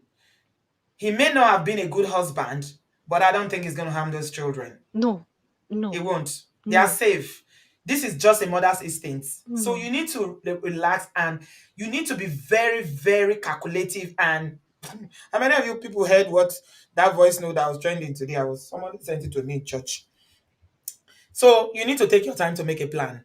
Okay. Canada is not somewhere you just want to go and bring 4 young people, Yeah, 4 young children, when you are not even, you yourself, you are not even steady. I'm He's not going not. to do anything to I'm them. not. Yeah. So the first thing I want to do is to reassure you. Okay. So when you were talking to the teachers that time, or the people that had contact with the children, or have the children mentioned anything since you left that Yes, is done? they mentioned some things to me. So Auntie B, proud to the time I left, I now knew it's sure that I can't even begin to say everything because I can't remember everything at No, no, once. no. So I as mean we're like talking now, the way he's treating them. the The way way he's treating them. yeah, Auntie B, I noticed that even shortly before I left, he doesn't really particularly like my eldest daughter. I don't know why. Every little thing he picks on her, and he beats her. When he beats her, he beats like a goat. Mm. I don't know why. And Auntie B, there is a way I feel about him, the way he treats the way he treats our daughter. In that I might be wrong.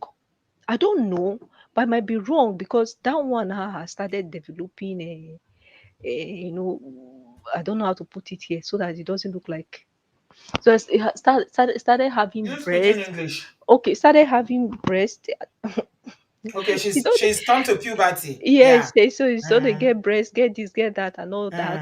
mm. So I feel maybe my husband is kind of attracted to her. Hey, Hold on, oh, Chineke. Auntie B. Hey. And I also feel this is just my head playing. Oh, and I also feel. Hmm, because he cannot have her, he hates her. Did she say anything to you? No. You know why I So, think so? You know why I mm, think so? mm, There are incidences that have happened like that before, that my husband would just hate a particular person, or hate a particular maybe house help. Maybe that, so that's why this one, that was the same thing that happened with this my the last house help that I caught him hey, with. So from he was always picking up on that one, picking. So the attitude he was showing towards that girl that time, that same attitude is what he's showing. So shortly before I left, I said, Abi, na because of this thing, is it you because need of to you? ask. I think you need to speak to your daughter. Are you So close? we are close. Because it might, I'm not saying that you shouldn't have a mother's instinct too, but for all you know, it might not be. In my So if you consider that it will happen, or it may happen, you need to also look at the other side that it just may not happen, because I still want to believe that there's some humanity and some shred of decency as a father in him, mm, that he will not go that route. yeah, But if you are close to your daughter and are you still talking to them? yeah, I talk to them. You still talk to them. He hasn't Yeah. cut you off yet. No, it has not completely, but it sometimes he grumbles a lot. It Sometimes, doesn't especially matter. when my youngest daughter cries to say, because this time I put her on the phone, he's always crying, Mom, when are we coming to join you? Mom, when are we coming? So that Keep one talking to cries a them. lot, and Keep he talking to tries them. to kind of blackmail them to say your mom has abandoned you people and she ran away. That's That's what she okay. keeps telling them every time. But That's I all right. always try to reassure them, to let them know, no, I am still Yeah. in your lives. I'm here so that I'll be able to pave way for you guys to join Good. later. Good. So, what help do you need now? What do you want us to? I mean, why did you come to share your story? Auntie B, Finally. Auntie B, Mhm. I came to share my story here because I'm confused. I've seen a lot of people coming here and they got their issues resolved. So I just Mhm. felt that if I come here to share my story, one or two people might be out there who have actually gone through similar crises in their marriage, similar challenges, and how they were able to scale through, and they probably seek advice and all that. So that was actually why I came here. Now, like you are actually kind of hinted on the matter, that I will not be able to kind of take You care of can't. them You at can't this provide for time. them. You can't and I, provide for I them and I at the also, moment. yeah, I also Mm, established that I'll not be able to provide for them. But mm. now, even in the long run, I have also seen people here who have been here for a long time. And it's not even easy for one parent, as in people that even have their permanent residence Yes. Four and they young are children already under doing. 14. So Mm. I really do not even know that. Okay, so sometimes my hand, my head usually just run wide, and so okay, I try to simulate different scenario and then play them out. So I've Yeah. asked myself, if he, okay, for instance, will it be wise to eventually, even if I'm a bit settled, eventually now file for all of them to come? Then if he comes with them, what kind of life are we going to be living when he comes? Because he actually is willing to come, but it's me that I now think, if he comes, will I I think still that be might able be the to go? solution. Will I still be able to go through No, no, no, no, no, no, no. I think that might be the solution. okay, All right. So before people are already joining the studio, I'm going to add people just now to speak. But okay, I actually suspected that that might be the solution, because okay, if you are trying to get those children without him, it's not going to work. okay. He will not allow you. Somebody that did not even allow any of your family member to have access to the children. How do you think he's going to let them go? You can't take them without him. So you need to take. I'm thinking that you consider taking, asking all of them. In fact, you need to you make a turnaround. You have to make a turnaround, Daniela, now. Okay. Don't express what you are feeling or what you are Okay. thinking. Start to talk to him as if, this distance, this time apart is very hard for you. You miss him. Don't say you miss the children alone. You miss him. You miss your family life. Canada is very cool. You need to play him at this game, and you need to be good at it, because this guy is not going to let these children go. So if you think he's going to let you take those children alone, I don't think so. But if you put it like, oh, start painting a very good, colorful picture of Canada. Don't even talk Okay. about the cold. Tell him Okay. how wonderful opportunities abound there, how there's constant electricity, no generator, no inverter, the security is good, all the good things in Canada. Be telling him how you will Okay. have a better future. Because there's a Okay. way you will play this game that it will work in your favor. That's what I'm Okay. I don't that's what I'm thinking. So because number one, filing for those four children is going to take money. Buying Yeah. tickets to leave Nigeria is going to take. Let's not even talk about life in Canada. To leave Nigeria is a lot of money that you don't have, and you don't have access to the children. So he needs to be on board. The reason Okay. why I'm telling you that you don't need to worry about him coming to Canada, you need a lot of wisdom. If he comes to Canada, he cannot try any of those shit. He will be out of the door the next day. He can't. Okay. But he doesn't know that. Okay. He doesn't know that yet. He's in Nigeria. He's a typical traditional Asian man. Asian man. I'm a man. I'm a man. Fine. You have to play him at his game. Wisdom is profitable to direct. Okay. Stop arguing and quarreling or anything like that. Do as if you are the repentant wife now. You even tell him, God say, in fact, you are thinking twice, oh, knowing what you know now, maybe, would have just waited so that all of us will apply. Mm. It's not good for family to be apart. The children need their father and their mother. Don't tell him you are taking the children alone. I don't know, Okay. guys, if you think this is bad advice, but this is what my spirit is telling me. Is wisdom you are going to need, and you will need a lot of it. Yeah. Because don't forget that you're already suffering. You ran. You basically escaped. So Yes. it's like telling somebody that you're escaping from that, I want you. But it is an end, is a means to an Means to an end. end. Yes. It's your children you want. So you need strategy. You need to be very, very strategic. Keep your emotions aside. All these things that you are thinking that is making your head to confuse that you can't sleep, keep them aside. You are going somewhere. You are going to achieve something. So how Okay. best can you achieve it is what you should Yeah. be thinking now. All Okay. right? That's Okay. that's the first thing I'll tell you. Then I'll take other people. Brad Stephen was the first person to come in. Okay. Yeah? Do you get what I'm saying? Yes, ma'am. Okay. All Yeah. right then. Brad Stephen, good evening. Welcome. Thank you, Auntie B. Good evening. Good evening. How are you, bro? Happy New Year. Same to you. Same to you. Let me just say some things real quick. At first I was angry because sometimes I'm like, why is it that some of our sisters do not see the sign in some Mongo Bakme, Yeah. and they involve themselves in some certain things. That's at first I'm so angry. I was very angry, like the signs doing courtship and everything, and But nevertheless, what I would say is this: number one, the sister needs therapy.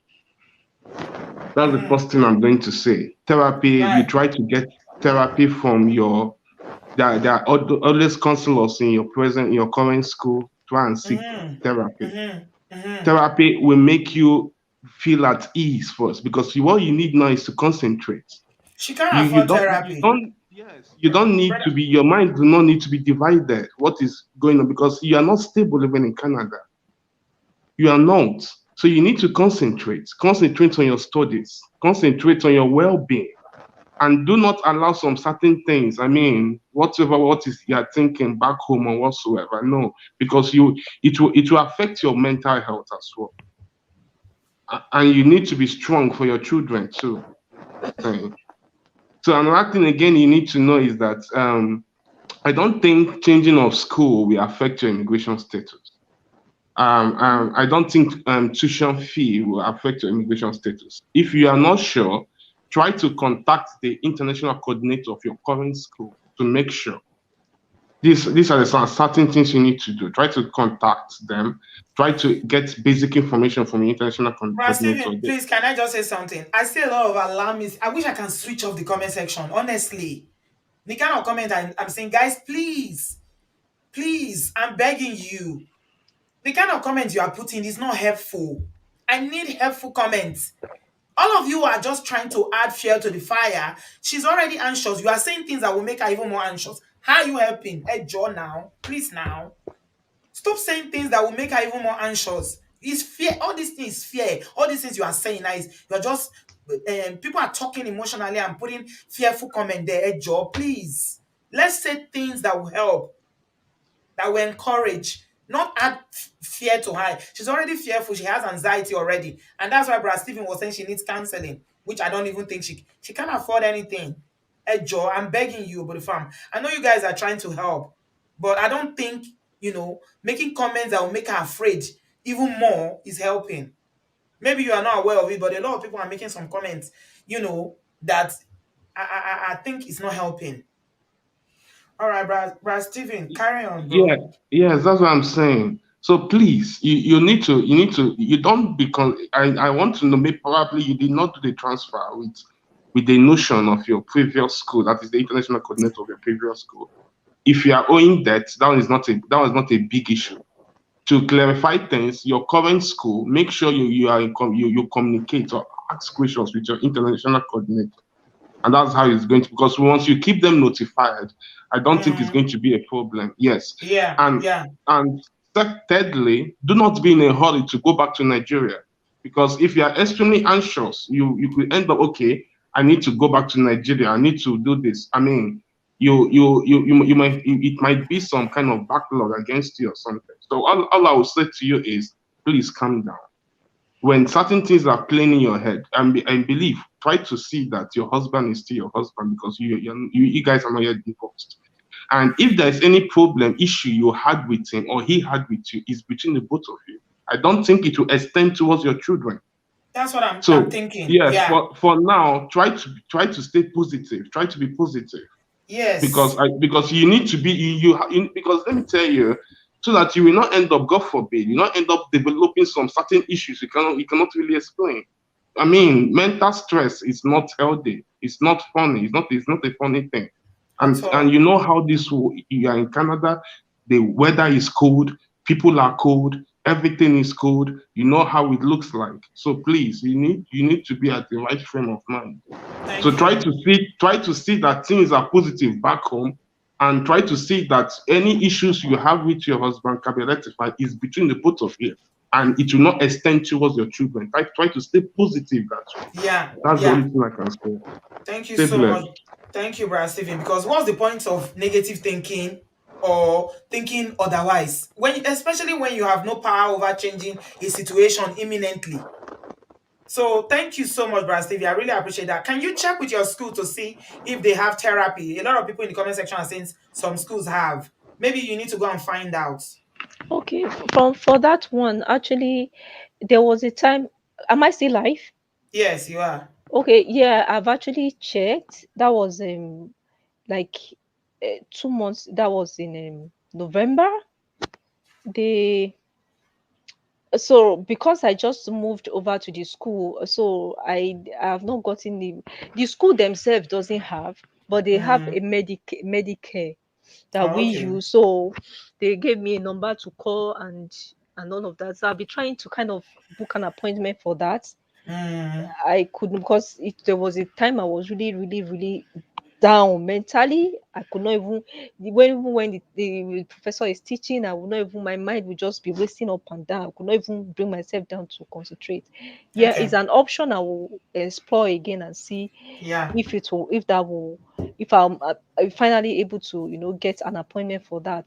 Then for brother Steven, I also want to appreciate his contribution and his advice. Yeah, he It's has okay. actually spoken well.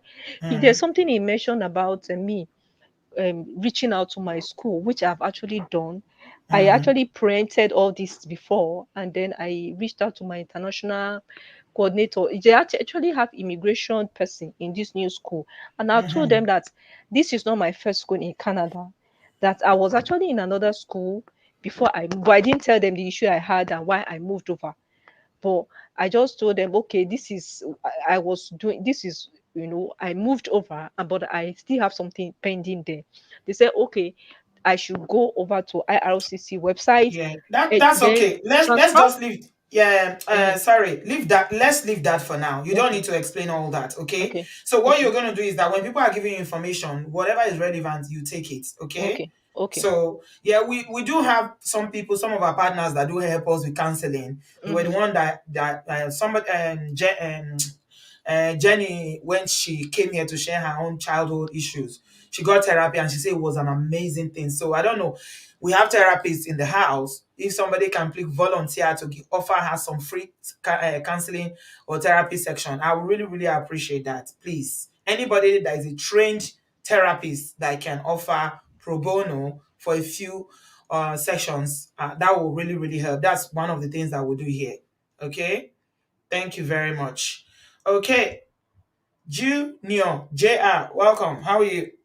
Doing very well, thank you. So, Sister B, you took a lot of stuff I was going to suggest. I'm going to get to the point, my sister. I feel like you have a few options, but I'm going to come from a different angle. Uh, my sister, if you want to go to war, you have to equip yourself first, right? Okay. Huh? If you want to go to war, you need to equip yourself first. That's the Mhm. first thing. That's the Okay. first thing. Okay? And in order for you to succeed in this war or whatever war it is, you need to make sure that you have every single equipment, tools, your psychology, your mind needs to be on point. Your strategy needs to be on paper or in your mind before you go to that war. Right Mhm. now, right now you're a student. You have a student visa. Okay? You need to focus on getting stabilized. I'm with Sister B on this one. You need to get focused on being stable in Canada. That should be your number one priority. If you're not stable, you can't help those kids. Yeah. Period. It's not a maybe, but anything. If you're not stable, you can't help those kids. So that should be your number one priority. I understand that you're a kid. I'm not even a mother, so I can't really put myself in your shoes, but remove a little bit of emotions out of that and plan. Make sure you get stable first. Finish the school, see if you can change your status to something a little bit more permanent. Mhm. Okay. You have two options that I would suggest. The first one is to bring everyone along to Canada, including the guy. I personally don't even like the guy. I'm sorry. I'm just sharing my own sentiments. But if you wanted to go with Sister B's plan, that's plan A. You can do that. That works because the laws work in Canada. You're protected, and you should be spending more time learning about where you currently are, the laws, how things work. If you bring this guy and the kids, how's that going to work in your favor? You need to start thinking about that and start reading up these laws. Yeah. Second option you have. Second option you have. Your daughter. You said she was 14 years old. I think going to 14 this January. Okay, so she's technically 14. So Yeah. 14, 15, 16. Kids finish high school at 16 in Nigeria, I'm guessing, right? Mhm. Okay, Yeah. I'm Mhm. here. I'm here in Nigeria, so they finish high school around 16-ish. That's what, 3 more years, 2, 3 more years. Yeah, because By but she's in GSS 3 now. Mhm. okay, so she has like 2 more years. A lot of kids Yeah. finish in the SS2 or whatever they call it. Yeah. So you have about 2.5 more years. That gives you time to stabilize yourself. Mhm. And then if you decide you wanted to bring them, maybe you want to bring her, it could be another way of selling this to them, because this gives you time. Hey, when you finish high school, mommy's gonna bring you over. That buys you time. Do you understand my logic? Yes, I do. Right. So that buys you time. You can sell that to the kids. Hey, just make sure you finish university, high school, and then I'm gonna bring you for university. And if you bring them over by that time, you've already stabilized your status, your visa status. Now it's going to be a little bit easier for that child to go to university in Canada. They can take out loans by themselves. I don't know if you understand where I'm going with it. It reduces the liability on you long term. Yeah. I So think I think she's the reason why she's so anxious is she's worried about their safety, especially for her daughter. That's I I why. un- I understand that. That's why I suggested two plans. The Sister Mhm. B's plan is one plan, which I think is Mhm. okay. The only sentiments I have against that is I don't like the guy. I don't even want the guy. I want that to be cut off. But Yeah, but I sometimes, Junior, Mhm, sometimes you have to play people a down game, even though you don't mhm, like them, because mhm. you know what you want to achieve. The only way she can have access to the children is through him. Right, and which is why I said that's a plan A. I actually agree with you. It's just that's why sometimes we have to take Yeah. the emotion. That's why even with my sister, even with plan A and B, you still have Mm. to remove some emotions out of it. I Yeah. understand. I understand your Mm. kids are there, but you're still their father. It's not gonna do anything to them. Mm-hmm. So I understand. Yeah, you say you're losing sleep all that good stuff. But you have plan A, you have plan B. These are two good strategies that you can, and that gives you time to make sure you're stable. You need to be stable first. I'm trying to put myself in your shoes. If I have kids in Nigeria and I'm in Canada or France or wherever, I need to be stabilized. Because if I'm not stabilized, if I'm not stable, I can't really take care of this, even if I successfully bring them over, which is going to be hard because you're a student. And Mm-hmm. from what I believe, in Canada, the US, Germany, all these places, your hours that you can work is limited. If you're in school, I think it's 20 hours. If Yeah. you're out of school, it's 40 hours. That's the same in all these countries. So funds are a little bit limited here. So even if you were to bring him and the kids, bring just the kids, you still have to make sure you are good first. Does he Yeah. have? Is his mother alive? Auntie B, that's a story altogether. I didn't want to go into that. So, like I told you, No, you yes, don't. his mother is yes, his mother is alive, I but just want to know: is she the mother alive? the mother does not know my children. No, but is she alive? She's alive. Okay, so she's never seen the children before. She's never No, visited. You did no. say he cut off his own family too. I cut it with until the only time he has ever seen my children or the children was at Christmas last year. And not this just Christmas that passed, the other one. Is she in the So village? she's in the village. And I said that she has left her father. So she has Yeah. left So my then, yeah, husband's family now. I went to marry a younger person who I is even a see. native doctor. So that No one is baton, another one gang. altogether. That's Okay, another story altogether. I did not even this the touch on plot those ones at thickens. What all. about this auntie that is advising the churchy auntie? Okay, so the churchy auntie, Where is she? she's in Lagos. Does she have a family? She has a family. So the children are grown, and Mm-hmm. she's a bit elderly, so she can't even How old help is because she? she's maybe in her late 50s or early 60s. Late 50s elderly. So that Eh? means I will soon be elderly. No, I don't know how to put it. Maybe because my Daniela.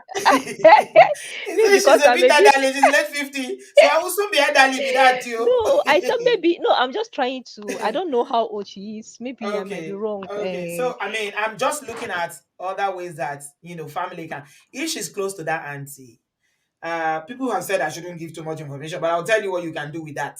Okay. That auntie can even though sometimes you don't know when you're in situations like this, you don't know the person that you think say that was even encouraging you to stay there can be the savior. So she Okay. might be the person that if he listens to her, she might Yeah. be the one that will help in this situation. But we'll Okay. talk about that later. Okay. Okay. All right, Okay. thank you so much, Junior, for your contribution. Brad Patrick, we are elderly. Oh. We are elderly. Don't be so Daniela Auntie, say we Auntie are elderly. B. Oh. Auntie B, Happy you're, New Year, sir. you're an elder now. 50 I'm plus is yes. elder. Wow. How are you, sir? Happy New Year. Happy New Yes, Year. Daniela, my sister, you've only spoken well. First Thank you, thing I'm going to sir. ask you to relax your mind. Hmm. Relax. Thank you, You sir. know that there's a saying that when you're on a plane and there's going to be a disaster and there's a mask, put the mask on your nose first Mm-hmm. before your children, whoever is sitting by you, whoever you want to help. So, number one thing, your children are safe. Just believe that your children are safe. The most important thing is for you to communicate with your children. I believe so. I believe so, Yes. Brad Patrick. I think the reason why she's anxious about her daughter is because of the house help situation. Yes. And you are in Mhm. Canada, like Juno have spoken very well, and Uche too. Your primary reason for being in Canada is academics. Mhm. You are even lucky that you got a visa. You know how many people in Nigeria that they be refused visa? I have my somebody I know who paid for the school fees and everything in America. The only appointment available is 2024, and everything was done 2021. So you Hmm. should even thank God that you are able to move out and you are in Canada. And your primary reason in Canada is academics. And I've schooled in here, Canada. I just came back from Canada. I just drive to Windsor. It's 2 hour drive, 2.5 hours drive from my house. That's where I spend my New Year, so I can go to Canada anytime. So your school year is hard. Let me just put it that way. You have a lot Hmm. of assignment to do. Hey, school here. Uncle Patrick loud it. I went to school here. Ori mi fe yi. Yes, Assignment can turn your head in this country. yes. Ah. Most school, the Hmm. assignment homework carries about 60% of your grade. And you need to cool down, exert so that you can do internship. All what you need now, like said, is information. I'm going to send Auntie B an information. I have a friend that's an immigration, what's it called, consultant. And like said, it's your status that matter now. You can't even bring your kids here, right now. You can't bring them in. You don't have the fund. You can't do it now. You just got into Canada. Don't stress yourself. Just cool down. Relax your mind. Yes. For like I said, for you to even cross over and you are here, you should just say, God, I thank you. Mm-hmm. Mm-hmm. Mm-hmm. Yes. Yes, I Mm-hmm. thank you. Mm-hmm. Yeah, people have paid school fees. I read one on the newspaper. The girl said the school refused to give her the Yes. fund. Yes. She paid school fees. I saw the. I think I saw the video in Jade Osa's channel. They didn't give Yeah. her visa. Yes. So you are So. you are just stressing for nothing. Mm, You've changed school. Just relax your mind. You are in the right place right now. All what you need is information. mm-hmm. Yes, on now the next step to take. Relax your mind. Like Sister B suggested, communicate with your husband. You Yes, know, you need to. have a Very important. yes. Very, very important. Yes, they say if you want to dine with the devil, let your spoon be long. Very long. She be Yes, like Juno gororororo. said. Start Juno doing said, love, Seth. yes, I don't Start really, doing love. with all what the guy has done, I don't support you bringing it, but then you have to pretend, make sure he's part of it. That's the Talk only to way. him That's the only way nicely. we work, Bro Patrick. Yes, so that you can have Mm, access to your children. yeah. Talk to him, say, man, you can even just now begin to realize what we have been doing. It's not easy yet. Yeah. He has Let too him, much power at the moment. yes, He's let got him, money, he's in Nigeria, and he's got the children. What can you yeah, do? You're only a student, you're in Canada, you don't have money, you don't have status, you don't even have a job. He has all the power. So you need a lot of wisdom. yes, you need a lot of wisdom. And your daughter is going to become an adult soon. You have to be in their life, talk to them, talk to their father. Tell him you appreciate what he's doing. If your son or children are even giving you some evil bad news, just pretend and say, okay, tell him I love you. It's not easy yet. And now realize, man, it's not easy. What you've been doing, I can't, let him just know Yeah. that you still love him. Give him that impression. Meanwhile, you are planning your life. You are planning the life of your children. Hmm. How many men will not be happy if they find out that your children are going abroad, going They for will. school? They They will will. be And happy. So Nigerian men love that. My children are abroad. They are going to school abroad. Yeah, they yes, love it. the man will even say yes. At least the issue of school fee paying for children. Yeah, I go free from. I make them go there. You know what I mean? Oh, yeah. Yeah. So face your school right now, so Yeah. that you can excel. The school can give you opportunity to do internship. You can get good job. You can now smile because you can't go to America when you fail. That you can't blame anybody for that. Yeah. Once you are done with your exam, like you said, the portal is done. The next thing is for the new class. Yeah. So please, my sister, I will send an information to Sister B. Thank you. Yes, we'll go from there. All right, This sir. guy is a Yoruba guy, has been there for more than 30 years. That's what he does. Okay, sir. He's not going to take a dime from you. We'll communicate. I will communicate with the guy as well. All right. Thank you so much, Brad Patrick. Really, really appreciate you, sir. We really, really appreciate your elderly advice. They say we are all elders now, so we accept it with grace. No problem. How are you feeling? Hmm? Daniela, I can see you are giggling under the microphone there. After you call me elder, now you are giggling, Abby. Okay. Auntie Oh. B. Hmm? You know what you reminded me of? There's a show they used to do that they call 90 Days Fiancé. When Angela went to Nigeria to go and visit Michael, one Yoruba boy like that, that boy, oh my God, he made me laugh. He called his Oyibo wife elderly. He said, because you are elderly. She was like, what? So Angela was like, what? I said, Michael didn't mean it. He didn't know how to describe it. elderly. elderly. Oh, I want you to laugh. I want you to laugh. Release some of that tension, man. Release it. You hear Thank you, me? Auntie Release it. B. Why Thank you, you Auntie are B. putting too much pressure on yourself? Yeah, Release it. Release it. I See, feel so when relieved you can't do now. something about a situation, there's no point pressurizing yourself. Yes, Auntie At B. the moment, you cannot do anything about it. Yeah. So why are you losing sleep over what you can? I know it's not easy, but you gotta be focused, like they said. Be very, very focused and be praying. Prayers. Even that thing that the devil is bringing to your mind, my daughter is becoming a teenager now. She's a puberty. Maybe he will start. No, cancel it. There is nothing God cannot do. God is not a God of Canada or Nigeria. He's everywhere, omnipotent and omniscient. Say to God Almighty, anything that will bring that thought into his mind, that evil, nasty thought, you block it out with the blood of Jesus. Amen. Oh, Start to amen. pray. Because I heard his father actually did it to somebody in their family. Uh-huh. So that's why it kind of becomes kind of It came to your intense. mind, right? It's not going to be your Yeah, and when I portion. see It's not that going to the be your way portion. Every amen. generational issue that is happening with his family that made him so broken, because I believe that he's a broken person. And he The doesn't younger want ones try the to most do a lot. They try to be better. For a Mongo Park, this young man, mm, to be such a Mongo Park at this young age, Kai, something but happened to him. yeah, because he doesn't Mm, even want to accept that is broken. He doesn't want to accept that his up the way he grew up is mm, affecting him. So yeah. he always puts that Africa culture to kind It's of okay.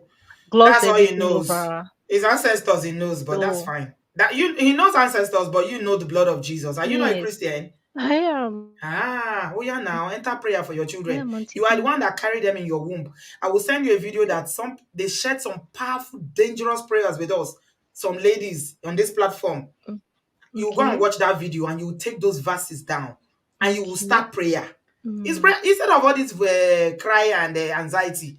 It's prayer you went out. yeah. So It's not and going to happen to you. Auntie B, I also wanted to ask. I don't know if you have obodo farming. So I just came to this town and I don't even know how to. I have been broken over the years. I don't even know how to make friends again. It's okay. We have So I over the don't fan know. Canada. Yeah, I'll Yeah, add if you you. can add me I will add to. you. Don't worry. Yeah. After this Okay, show now, I will add you. The Canadian group is not very active. I'm not gonna lie. The okay. US group and the UK group are so bubbly, but those Canadian people, I don't know whether na code they disturb or I don't know. It's not Mm, active. Oh my God, Gloria's husband is there. He's here. Good evening. Welcome. Hey, Auntie B, Good evening, sir. How are you? Happy New Year. I want Happy to New Year. Since you went to enjoy Dubai and your honeymoon and your marriage anniversary, oh my God, I haven't seen you on the studio. It's so nice to see you. glad to hear from you. I want to start on a lighter note based on what you just said about your Bodo farm not being active in Canada. I have some good news for you for that. Okay. Okay, for the Ottawa group, Gloria and a couple of her friends, they had their reunion about 2 days ago. They had dinner here, so And they didn't even tell me or send me pictures. Oh my goodness. Why she's did she's you guys? she's You working left on me that. out. Gloria didn't send me any pictures. I always want to see what's going on. She finally pulled that through. It was tough, and she finally pulled it through, and they had the dinner. So I'm sure she'll get across I to want to see pictures of Obodo Farm, please, Ottawa. I want to see. Please tell my sister Gloria. you. I will. All right, welcome. Thank you. I think I'll just chip in a bit. I think essentially, Bros Patrick and Junior, they've Mm, essentially captured my thoughts. mm-hmm, I think my first encouragement to our sister is one to be patient. mm-hmm. Uh, there's something my wife always says. She says, the good plan versus the God plan. Hmm. That no matter how good your plan is, if it's not God's plan, it's not going to materialize. So a plan may look so beautiful, but at the end of the day, it may not happen. So you must be able to manage your good plan and ensure that it becomes God's plan for you. And you can only do that with prayer. The Bible says, be anxious for nothing, but with prayer and supplication, let your request be made known unto God. So my encouragement for you is that those children will be fine. I'm a product of a lady that was raised by her father. So that should encourage you. Okay? My wife, her mom, she grew up with a home where the father and the mom had issues. My father-in-law, may so rest in peace, was a military officer.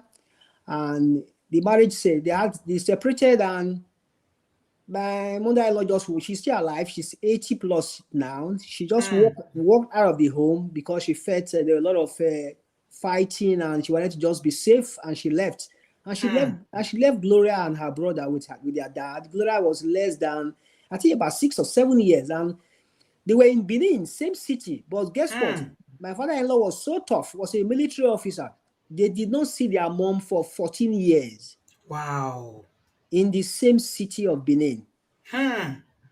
So just to encourage you that I am a beneficiary today of a lady brought up by her dad, and she's a fantastic woman. Oh yeah, we've met her. We met her. They came on the show. Okay. So use that as a point of contact that if Gloria was raised by her dad and she turned out where your children will be fine, depending when you unite with them. Okay? Amen. So that's my encouragement for you. It's not all men that are monsters, but they still, that intuition is always there. They remain their children. So they'll be fine. So for now, you need to concentrate, because, I just walked, we just walked through an immigration process that took us about two years plus to become permanent residents in Canada. And I can tell you from a point of somebody that went through it, it's a rigorous process. Okay? So you must be mentally, psychologically, all prepared. Right now, you are a student. Like Junior noted, you can't work more than 20 hours. I know they just relaxed the immigration law a bit for students now. They can put in more hours. But the truth is, there is very little you can do right now. Because once you finish school, you're going to enter a new process, which is you need to get a postgraduate work permit, which are going to take you for about 3 years. With that, you now apply through the Canadian Experience class to have your permanent residence process. So it's going to take a whole lot from you. So relax. One good thing to tell you is that the children are also growing. Your daughter is 14 now. 2 years from now, she becomes 16. She becomes 17. She's going to be more assertive. She's going to be more experienced. So all you owe them now is prayers. They'll be fine. Constant communication. And that way you can buy time and you become more solid. Because trust me, even if you apply for them today, the backlog for immigration process in Canada is over 2 million people waiting.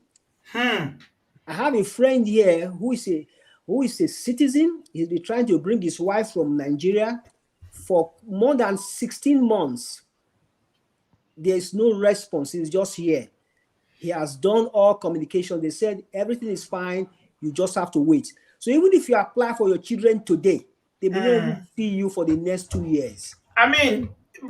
Brian, she's even lucky that this is the era that where you have WhatsApp, video call, and all that. Yes. The time of Gloria, I'm sure there was even no phone call between her and her mother. Nothing. She didn't see her mother for 14 years. Not even Can you hear video that? call. Nothing. At least you are doing video call with them. Yes. You can see their face. You Yes. can blow them kisses. I know Yes. it's hard, Yeah. but So listen to the advice, please. yeah. So relax. This time, use it to build momentum.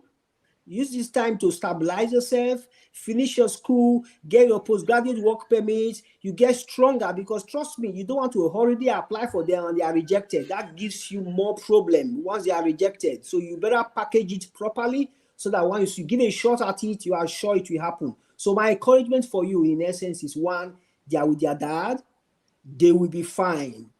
I'm a product of someone that married a lady brought up by her dad. So they will be fine. Secondly, keep them in your prayers. Thirdly, the good plan and the God plan. Fourthly, stabilize yourself. Time heals. And ultimately, you all be reunited. That's what I need to tell you. Thank you. Thank you so much. Can I ask you for a favor, Uncle Ernest, before you leave, please? Oh, okay, Is it ma'am. possible for you to speak to Sister Gloria for me? Although I can speak to her myself, but if you don't mind, can I link her to her, to Sister Gloria?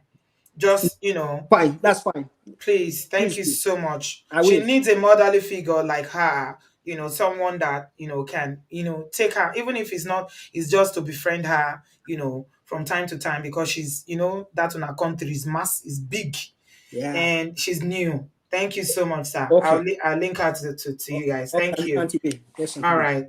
Thank you. I'm still waiting for that book launch.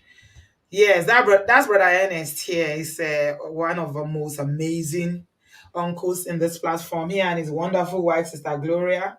Thank you. Thank you so much for that. Okay, we're moving on very, very quickly. I'm looking for people in Canada. Who knows? I'm looking for advice, solutions, no long thing. If people have said something, please don't repeat it. Let's just go straight to the point as you come in because of time. Thank you, Elizabeth. Happy New Year. The same to you, Auntie B. Good evening. You alright? Yes, I'm okay. What do you have to Yes. So, say? yeah, my own advice for her is that she, you know what, since she's in contact with the husband, she just have to be nice, sweet talk him in a way that he's gonna like open up in a way that she will suggest to him that since I'm not around, is it possible for my mom to come and check on them and see how they doing? Or you know what? I don't know if he can. So not just now, but he has to build that trust between the husbands so that at least the man will open up in a way that he will allow her to or the mom to come and visit or the sister or any of her family member to come and check on the children to see how just for her to have peace of mind. Because if the mom check on the children and the mom tell her, oh, the children are okay, or the sister check on, at least that will give her the peace of mind that she wants, because she's a bit worried. As a mother, Yes. you will always be worried about your children. So i Mhm. think i think the only person that can give her that insurance is the closest family, which they can see those children physically, because what she does is just a video call. And again, they might be in a situation where the dad will tell the dad, don't say this to your mom. But no, if a family member always coming, maybe once in 3 months or once in 6 months, check on them, slowly the family member can pick one or two things and see what is wrong. But she still needs to play the good card along to Mhm. continue to sweet talk the husband and even send him a message sometimes to his phone. Oh, I love you. How is your day? Just to build that trust again. The man will think that, all right, things are going on well. Yes, absolutely. Yeah. Thank you so much, Elizabeth, for that. Yeah. Re-establish relationship with him. It's gonna be hard, considering all the pain that you're going through, the way you've been treated in Nigeria. But you're in a safe place now. Okay? You're in a safe place. You are protected where you're going to be protected where you are now. So you can try to reestablish that relationship because of your children. I agree. It's very, very important. Thank you so much for that. Be good. You are next. Where are you joining us from? Sister B, good evening. Good evening. Yes, all has been said that I wanted to say. Okay. Like you said, there is no much talk. So I will only advise the girl to see the reality. She's where she is in now and forget other things behind. Like you always said, she should concentrate on her education because she's now right inside there. So I know, you know who is talking, Sabi. I do. I do. How can I ever Okay, forget you? If you go 10 okay, years and come back, I will remember your voice. Over the farm, do you know he's talking? Wow, all mommy. right, all right. Wow, That, mommy, that I miss you. Why are you doing me like this now? Wow, mommy. You don't even come and say, you don't check up on me. You know, I love talking to you. You always make me that laugh. Why are you that so is far what I from us now? It's not nice. that So. is what that is what I did today. That's Hmm. why I came in today. Yes, because I used to We listen missed to you. you. You because you are so funny. Whenever you talk, you make us laugh. How are you doing, my Thank you very brother? much. Mm. I'm fine. I'm fine. Okay. I'm fine. All right. Thank you very much for calling. Please call us very often. I No. will do. All All right. right. Thank you. Bye bye. Thank you. Happy New Year. Well, mommy. Thank you. Well, mommy. Okay, we're moving on quickly. Bumi, welcome. Auntie B, welcome. Good evening. Hello. How are you? I'm good. How are you? Fine. Thank you for having me. I just wanted to, everybody has said everything that the news is said. I just wanted to ask her, what progress is she in? I know you said you're going to add that to the group, Mm. but you can also, when you add that, maybe I'll take her opinion I because need an I'm admin for also, that group that will be active. Honestly. Auntie B, I've asked you to add me to admin as Say hello so I to me. can block. No, yeah, not on YouTube. Okay. I'm talking about the WhatsApp. Are you on the WhatsApp? YouTube self. I'm there now. I'm Oh there. yeah, say hello to me on WhatsApp. Let me make you admin because Okay. I I need. will say You see, hello. Cynthia is basically taking over, helping me with the UK group. I can't Yeah. do it by myself. Bingbe is helping so much with the US group, but the Canadian one we Mm. don't have the admin that we have. I don't think they are interested. So, I Okay. mean, I can't force people. This has to be something that you want to do because at the end of the day, Voluntary. people are busy, it's voluntary. So if you don't Yeah. want to do Yeah. it, I can't force you. But I need people that will Yeah. actually be active. So Bumi, if you don't mind, just say hello to me because I won't know which one is here. Okay. So that I will yeah. say hello to you. Yeah, I'll Yeah. do the Okay. YouTube one. Thank you, my darling. Okay. Okay. All So right. yeah, yeah. So I just want to add her, and like she said, she needs, she needs companion, like she needs a friend or somebody to talk to. Also, I wanted to give her a guarantee that now that she's in system, like she just, because I came through the same way she came. I came as an international student, so she needs to focus. She needs to, because even though now they've relaxed the hours, you can do 40 hours. It's a scam, because even though you do 40 hours, what about time for your books, for your study, which you was your primary goal in the first place? So you have to choose the studies which will solidify your stay in the place you are staying, right, in Canada. And like Junior said, so we are looking at the long term goal. So the long term goal, I know that is, I can't even imagine, I can't fathom what she's going through. 4 children, Mm-hmm. but she Yeah. has to be smart. You have to be tactical. You have to be logical, not emotional, please. Yeah. And Absolutely. you think of the big picture. The big picture is that you want to be safe with your kids here, so you have to, play that game with him. I didn't start from the beginning, so I'll go back and listen. But I'm so sorry that this happened to you. But there's nothing impossible. There's nothing possible. Just have to play the game, Daniel. I just have to make sure, keep in mind that you are going to get there. You don't have to be negative. And I know that you said something about your daughter. Just talk to her. Make sure that she knows that she can call you too. She's at the age where she can also go and do call. She can ask for somebody to call you. She can talk to you. You have to give her that mindset that, oh, my mom, she said I can call her. So you build that trust with her, so that you if it will help you keep your mind at ease. But please don't lose focus on why you are here. And I will collect your contact from you. Okay. All right then. I've just added her to the Canadian group. Okay. Bumi, yeah. So say hello to Okay. me and please, I'll say hello to you. can you please be checking up on her and just befriend her, please, since you know Yes, what it means. I will say Yeah, hello to you. yeah. I'll say hello to you. Thank you Not so much. I appreciate you. We need people who will do the work, like Cynthia said. You don't know since yesterday now that Johnny Divine came on the show. You don't know what I've been bombarding. Bing Pay has not rested since morning. Everything that is coming to me, I'm passing to her because I can't do it by myself. So is work, but it's not paid work, but it's rewarding work. It's work that you feel good that you are helping. You are doing your own quota to help your fellow human being, your fellow sister and brother. So we don't just want to add people. People just say add me, add me, add me, but when they're on the group, they don't do anything. So don't. I'm not adding anybody at the moment. If Cynthia can add, and that's fine, or any other person. But at the moment, my hands are full. So we need people who really want to be active and help with the work we are doing. Ẹ jọ̀ọ́ torí Ọlọ́run. Thank you. Chidan Spina, welcome.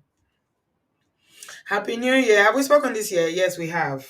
Hello, Yes. Auntie B. Happy New Year again. We have. Happy New Year. Yes, we have spoken. Yeah. We've spoken this year. How are you? I'm good. Thank you.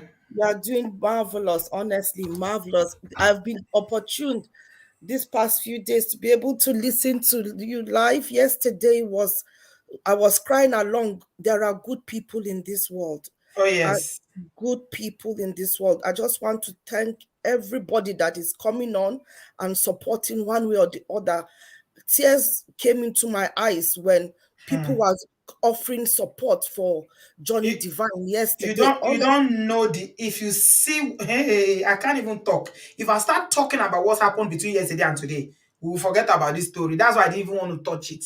Yeah. If you see Honest, the help, people are wow. kind though.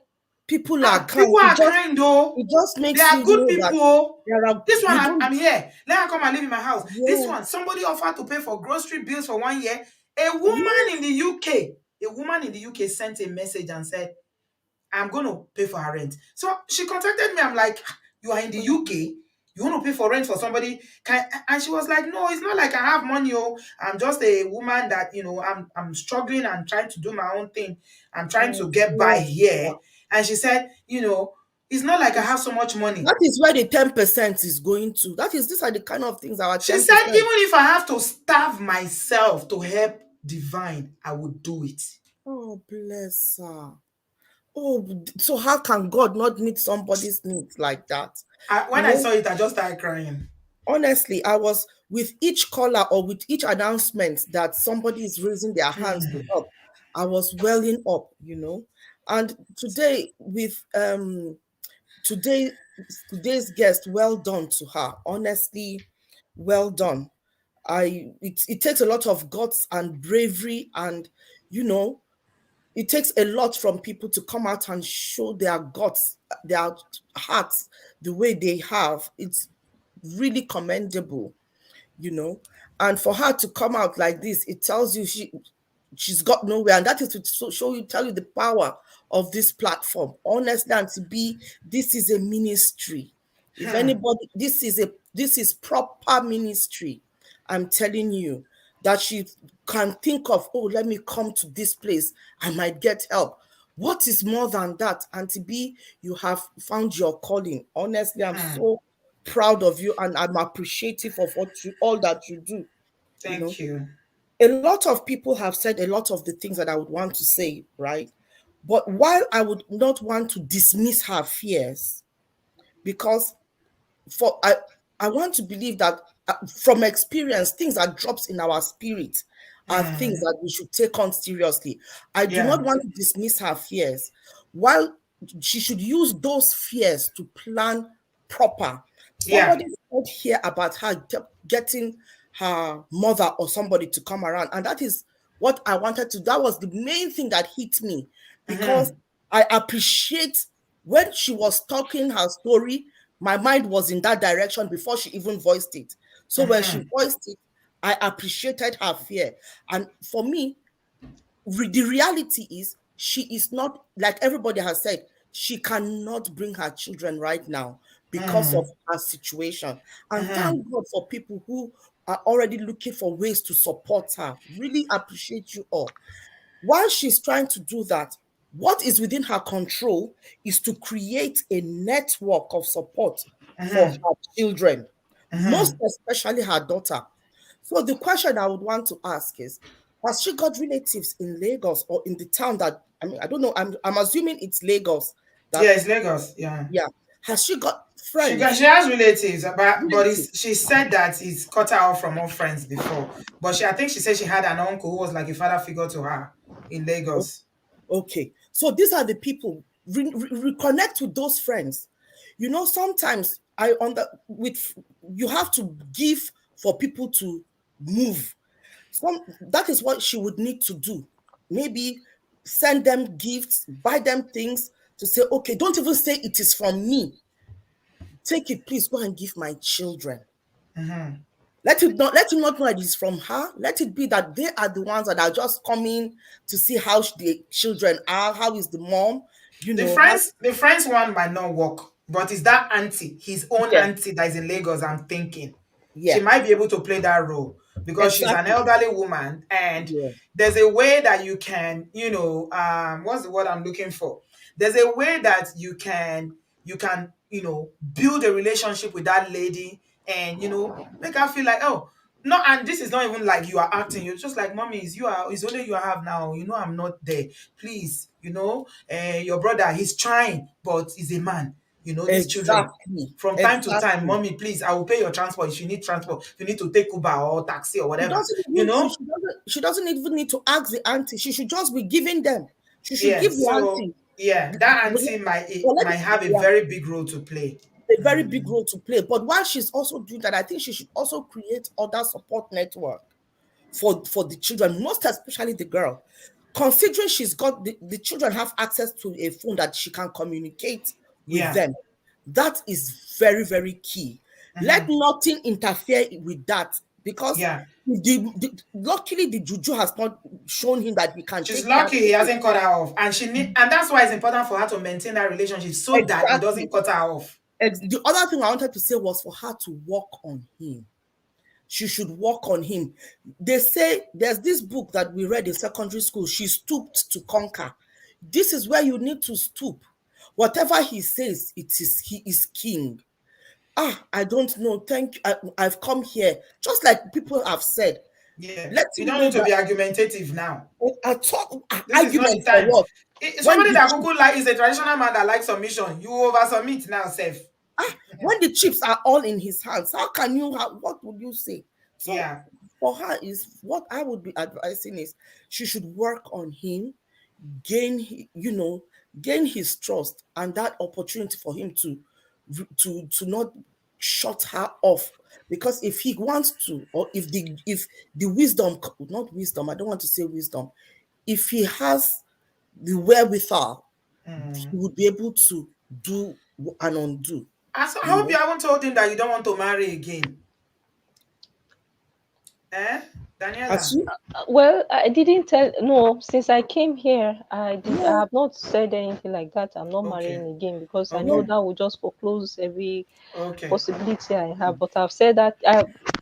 No, I Can didn't your say can, that. can you send your mom from time to time to will he stop your mother from visiting the children from time to time? I think he needs to agree first before he can allow it. I think the person I can, yeah, my his own sister, as in his the person that Auntie CB was talking about, can actually do that.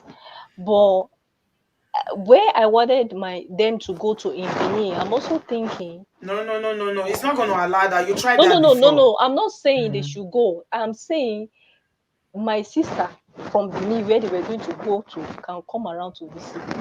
Baby steps. Let the auntie go first. Let the auntie Yeah, Oh, in the Lagos auntie be can going. go. Yeah, yeah. because With It's my mom time, then your sister in Benin can go. can go. Yes, because yeah. my You have to mom So start self it's is somewhere. even. My mom is not mm, feeling very well.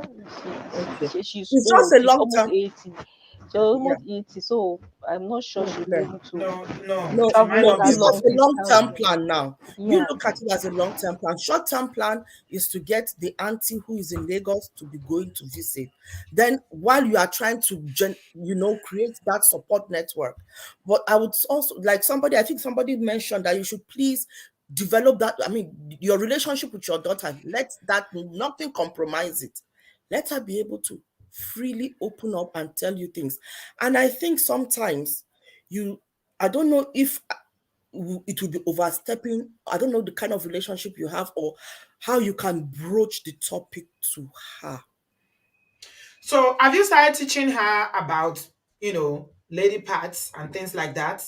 Have Yeah, you had that even conversation with her? yeah, because she has actually having a monthly She's having her visitor. period already. Yeah, so even prior to that time, we actually sat down to Okay, so, discuss it, so she knows.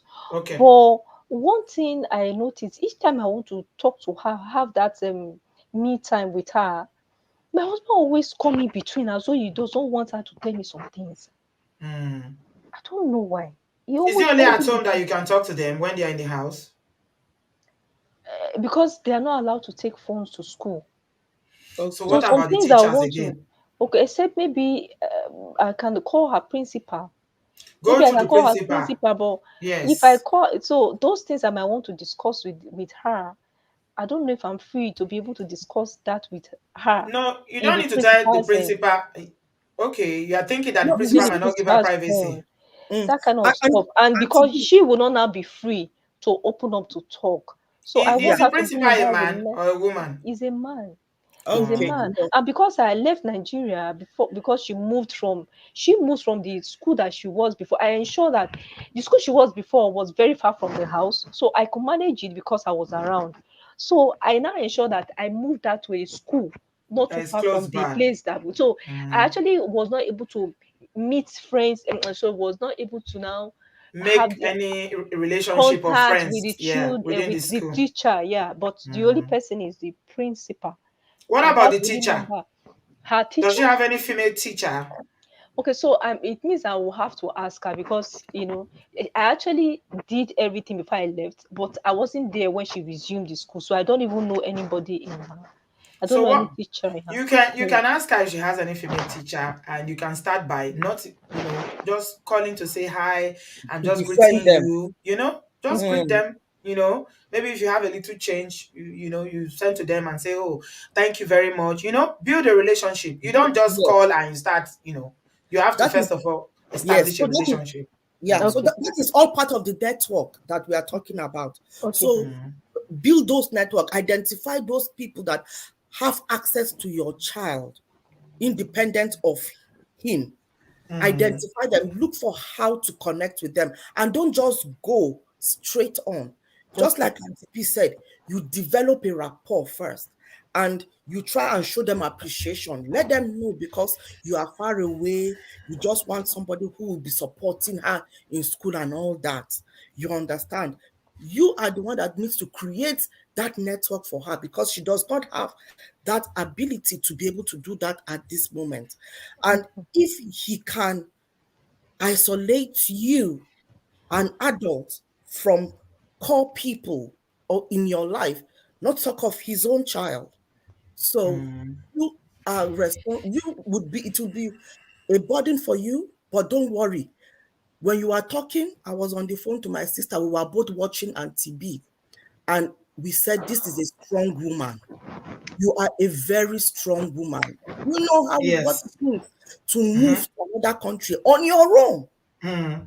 You Mm. are a very strong woman. So there is nothing that you cannot do. The well is in you. You can do and undo, but use wisdom. Yeah? Yeah, Use wisdom. absolutely. As Thank I you so said, much. Chidas Fina, thank you very much for your contribution. Yeah, wisdom is profitable to direct. God will help you. Don't worry, He will help you. It's a good God. Okay, Abby, welcome. Canadian people are calling. Okay, thank you, Chidas Fina. What do you have to say, Abby? Welcome. Unmute yourself, please. Hello, Hi. hello, Auntie. Good Hello. evening. How are Good you doing? evening. Oh. Sorry, I'm sorry, good, I thank was you. busy. Yes, sorry, I would just go straight to. But I just want to ask a question before I give my opinion. What for a program that she's doing, is it a 1 year program or a 3 or 4 year program? She said it before. It's the one Sorry, she's I doing now joined is late. 1 year. She Okay, has another one she's gonna do for another year, so she'll finish in 2024. so I'm assuming it's a postgraduate diploma she's doing. So what yes, she can do is what you need to do, sister. I know everybody have given advice, but I'm just going to focus on what you can do right now and afterwards, okay? So since it's a 1 year program, sister, just focus on it, okay? Once you're done, you can be able to apply for a postgraduate work permit. And now they've already extended it that you can work more than 20 hours. I know it's going to be tough, but you just have to toughen up a little bit, okay? So even if Mhm. it's 30 hours you can do while you're working, you just have to juggle. Even if you're not sleeping, it's just a 1 year program. Yeah, Sometimes even the 1 year, sometimes they do it for 8 months. I don't know how your own is. Sometimes they say 1 year, but it's an 8 month really intense program. yeah, So just juggle, just know that okay, I'm not going to be sleeping. So all you need to do is if it's 30 hours you can work, or 20, but when you are on holidays you can now pick up more shift. Depending, I would advise if you can get like support work, that will help. The reason is support work, you can go for overnight shift. So overnight, sometimes when the clients are sleeping, you can be awake and you can be doing your assignment, you can be studying. Then after your shift, if you have test or exam, you can quickly, rush and go to school. So you can juggle it. But if you go and get a job where you are standing 8 hours, you won't be able to focus. You yeah, understand? So that's yeah. my advice. Secondly, that postgraduate work permit, I think you know the process already. So you may be lucky that once you graduate, they may give you a 1 year or 2 year postgraduate work permit. And after that, look for a job. You know the process now, right? So you'll be able to apply for PR. While you are applying for that PR, you cannot include your children as dependent and your husband. You understand? So that's the only advice I wanted to just give. Just stay strong. Yes, the process might seem a bit. Canada is a bit. Might take some time, but it's pretty much straightforward. So, like everybody has said, focus on the school. Now that you can even work that. Sorry, one more thing. You can go to your school even if you don't pay. Go to the registrar's office and tell them that you want to be paying instrumentally for your school fees. I know you mentioned that, right? And make sure you stick to it. So if your tuition is like 12 grand, I'm assuming, just tell them that maybe every month I'll be paying 500. They can still give you their leniency. You understand? So that might help you a little bit. So that's what I kind of really wanted to just add. But like everybody is saying some other things about the kids back home and listen to all that, but really focus on the school, because if you don't finish, the other way forward to get postgraduate work permit, and you know that it's not going to work. So All right. advice is look for like a support work that will help you. All right. Auntie Thank B, you as so much. always, thank you. All right. Ebele, Thank you you. are loved. You are loved and appreciated. Thank you so much, Ebe. Thank you. Thank you. Yeah, that's really, really good advice for someone that lives in Canada and has been to school there and they know. Okay. So I hope you are taking notes. Be Yeah. taking notes. So these are really, really Yeah. useful information they are passing on to you. Yeah. Okay. Thank you so much, AB. Okay. Okay. Are you in Canada? Okay. Can you hear me? Guys, you are not liking this video. Hello. All this work I've been doing this week, nobody is liking this video. The likes are so low. 1,093 people on the stream, and we don't even have up to 500 likes. Hi, okay, welcome, guys. Please like the video. Hello, Thank Auntie you. B. Can you hear me? Yes, I'm hearing you, my darling. Are Okay. you in Hi. Canada? No, I'm not. Hi, Daniela. Hello. Being that I'm just here I don't know Canada's immigration system, but I'm just here to encourage you because I am still walking in these shoes with you. So I'm just going to I'm encouraging you to tell you that um don't don't don't put yourself on don't give yourself so much pressure. What I mean is just know that it's a long-term thing, but it's going to, at the end of the day, everything is going to be fine, right? You're lucky. Let me use the word luck because your kids are already in the age where they can use the phone, you can communicate with them. Mine started like 10 years ago when my kids were even little, right? And I'm still on that journey. So I understand perfectly how what you're going through, but don't allow fear to take hold of you. Just be focused. Know that at the end of the day, your kids are going to be fine. They're just like Auntie B said, they are with their dad, and he's just using those children. He's using those children as a hold to you, right? So because of that, like Auntie B has also said, you have to just be smart. You have to leave your emotions. I know I also was involved with somebody from that area so I know the game they're playing. When everyone was saying, oh, get your money, he doesn't want anybody that would trigger anything, and you don't want to trigger anything. So leave anybody from your side. That person that he's comfortable with, that is his auntie, use that person, but know the limits how you use that person, so that she does not give you information that will trigger him, right? Just go on the basic. How are they doing? Did you see them? Yes. For your children, just keep on praying for them. They know that you did not abandon them. So don't fear that they will think, oh, she's coming tomorrow and we did not see her. Just like Junior also said, tell them, okay, after high school, you also be preparing them, give them a long-term, that this is going to be a long-term goal. It's not something that will happen today or tomorrow, but at the end of the day, we'll all be together and working towards that, so that you'll be able to concentrate on your school and achieve that, because you've already escaped. So your own escaping alone has given your children hope. Because people will always say, if running with them is not possible, first of all, run. you know, you run and you get yourself secured, and then you'll be able to now say, okay, how am I going to go and get them? So I'm encouraging you, my sister. Don't think it's going to happen. It's not going to be a microwave thing, but just relax. It's going to be fine. As I tell you relax, so I tell myself also to relax, because I'm still on the journey, but it's going to be okay. It's not easy, easy. I know how you feel. I know what the things that go through your mind. When the anxiety comes like this, you'll be having internal hits. I know how it feels, but it's going to be fine at the end of the day. Your kids are going to be okay. The most important thing is that they are with their dad, right?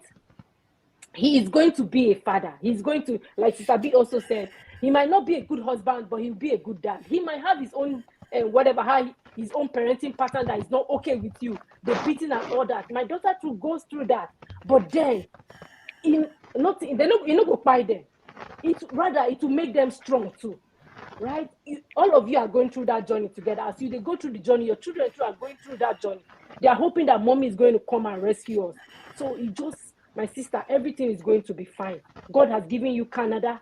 Grab every opportunity that you can grab. Just concentrate, so that because of your mental health, you don't know tomorrow. At the end of the day, everything what you don't do, your children you can't happen say their mama no they okay again because they think about them.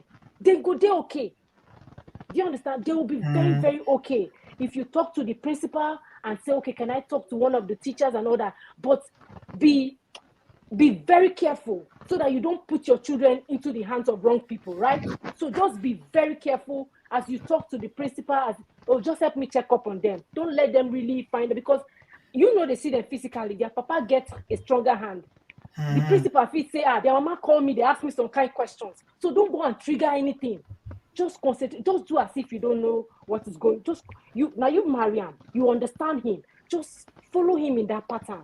Do you understand? Just take a 360 now. Forget every way you feel about him and everything he has done to you. Just take a 360 and start tolerating him little by little, so that you can still be in your children's life. Thank you so much, Oge. Really, really good encouragement from you. You are a born encourager. I felt the encouragement myself. God bless you. Unfortunately, because of time, I need to move on. Thank you so much, Oge, for that encouragement. Okay, Temi D. Hello, Happy New Hello, Year. hello, Happy New Year from the Active Canada WhatsApp group.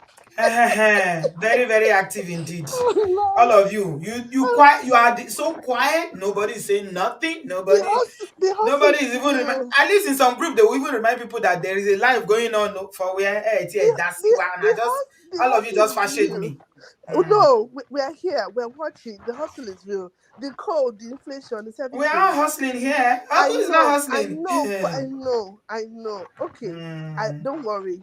You want activity, Abby? Don't I worry. want activity. You will Keep see. the group active is for a reason. You will see. You will see. Don't worry. You want forward action? No problem. I do behind the scenes, but it's okay. I will So improve. you guys have formed friendship now. So behind the scene now, you are not doing your friendship outside the No, Obodo so Farm group.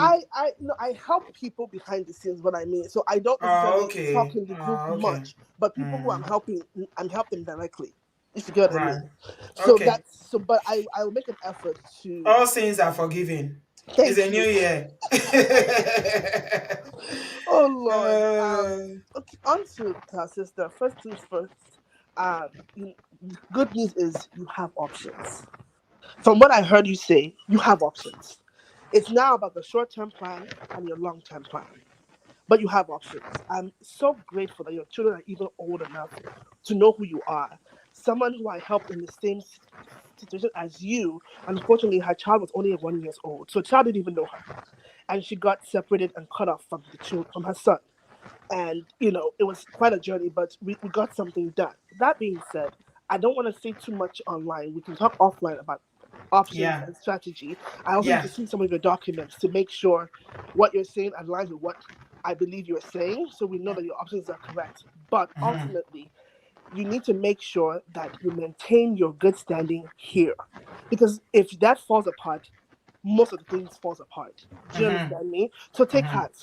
In Yeah. as much as with their dad, yes, you may not be 100% happy with how things are going, but you need to maintain communication with your children at all cost. Mm-hmm. Like you said, you married him, you know his triggers, you typically have an idea how he responds to certain things. So the advice you've received today, take it all, filter through with what you know of this person directly, maintain that relationship, Jeje, and with him too, try and pacify him as well. Because ultimately, if he cuts off, that's another issue on his own. So you need to make sure you maintain that. While you're maintaining that, try and focus, complete your school, make sure you get your status here, and then we can know. I will tell you what to do to include your children in the process. With or without his content, and we'll figure out how to get it done. But you need to maintain contact because some of those things will not work if you don't have contact and if you don't have information. Do you understand what I'm saying? Mm-hmm. So just take heart. You have options. I just wanted to encourage you that it's not the worst. It could be worse. I have seen Mm-hmm. worse. I Mm-hmm. have seen worse. Thank Mm-hmm. God you're even still in school and you still even have status. I've seen someone lose it all and no way forward, no way back. You have options. So please don't be discouraged. There's a way forward. I will send you are in the WhatsApp group now. So Mm-hmm. I will just let you know which one is my name and then we can Okay. talk one on one. Okay? Okay. Okay. Uh, God uh, bless you. Thank Thank you you very so much. much. Okay, now Thank Thanks. you. let me go and disturb WhatsApp group, please. I have Okay. I'll be Temi waiting D, for your wake message. up, wake up. Collect your money, wake up. Thank you, Temi D. God bless you. She's one of the ones that started supporting from when we started this thing last year. She's been amazing. She's really good. She's really, really good. Thank you so much that you are still consistent. It's not easy doing all this thing when it's got nothing to do with your life. But God God rewards us in different ways, you know. So thank you. All right, Florence, you are next. Good evening and happy new year. Where are you joining us from? Hi, good evening. My name is Florence, so I'm joining from Canada. You're Florence. Welcome. You're Florence, Auntie B. Hey, Florence, why you don't abandon me? Which one be your Florence? Your Florence, say, waiting. When was the last time we spoke when you go say that your Florence? It's been long. Uh-huh. It's over 1 year. It's over It, 1 year. in fact, I owe you a very big apology, and in Uh-huh. fact, If you don't speak to me in 1 year, then you cannot be my no, Florence. it's not up to a year, Auntie B. You think it's not up to a year. It's Okay, not oh. up to a year. Motigbo. You see, I'm struggling to remember your name now. Yeah. Now saying, Joy, is your Florence? Is your Joy. Florence? Okay, let me say Joy from Canada. I remember you, Jare. How are you? I'm fine.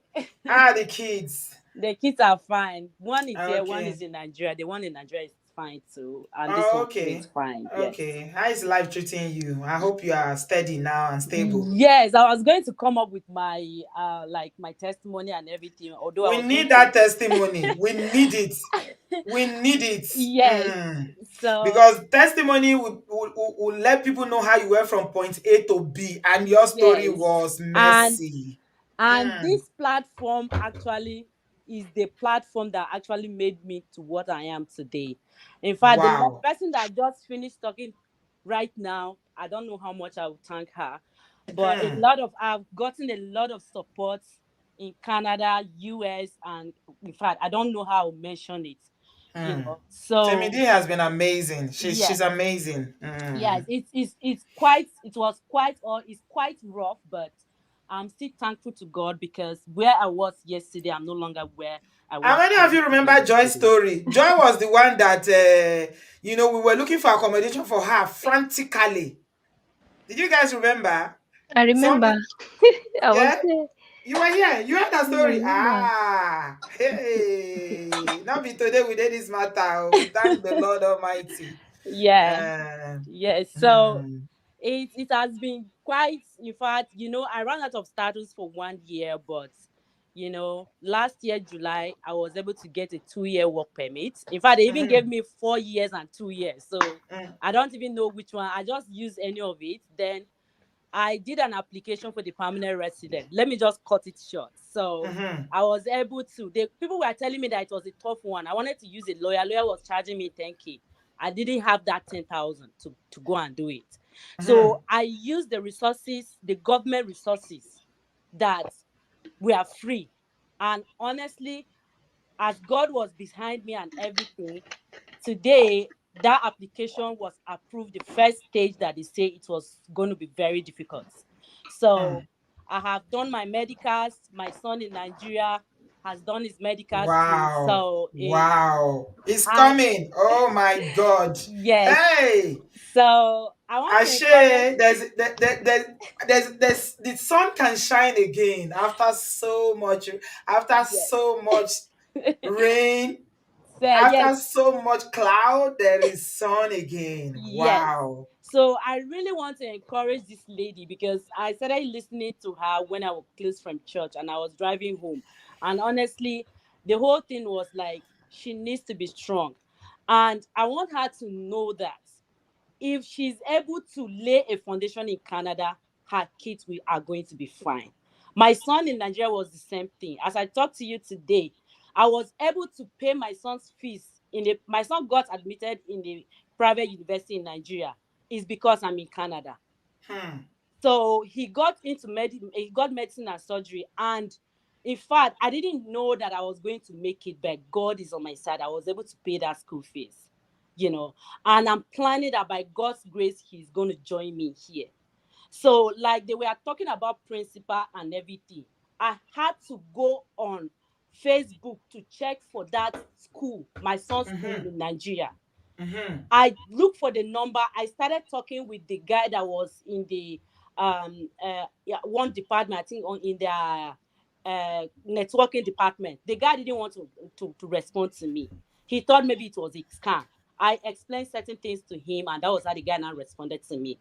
I was able to get to the one of the teachers in that school. The teacher now linked me to the principal. I called the principal. I first of all sent him a message that I want to have a conversation with him. And I had that conversation. He gave me that audience one-on-one. I couldn't go into details of everything, but I was able to explain to him that I want to know everything that is happening with my child. I am not on the WhatsApp group, the school WhatsApp group, but I want to know everything because I'm the one paying the fees. I'm the one doing everything. So I want to know. And that man really helped me. And that was how I was able to, anytime he would just send me a message, can you talk to your son? I would just call and he give his space and I talk to him. So I want to tell her that she can do that too. Because we mothers, there are certain ways there is a way you can go extra, that you can go any level for your own child, especially the girls. I understand that she's the daughter and everything. She has to, and again, maybe she was thinking that maybe she's coming here, maybe they are going to give her like sharp, sharp, sharp, sharp answer. It's not going to be easy. I will not lie to you because even me, I was on this platform 2001. But today I can still smile. I am still going through the process, but honestly, it's worth it. And I want to encourage you that don't give up. Canada, I don't know the province where you are, but try to get like me. I am going through a therapy right now. My doctor, I went to see my doctor and I explained everything to my doctor. My doctor was the one that linked me to the government therapy. I am not paying a dime. I see her every month. Okay, so is that available to students as well? I should be available to students because students have, like in Alberta where I am staying, students have coverage for healthcare. So you see what happened. You see how God is working. God, this God, in fact, I'm short of words.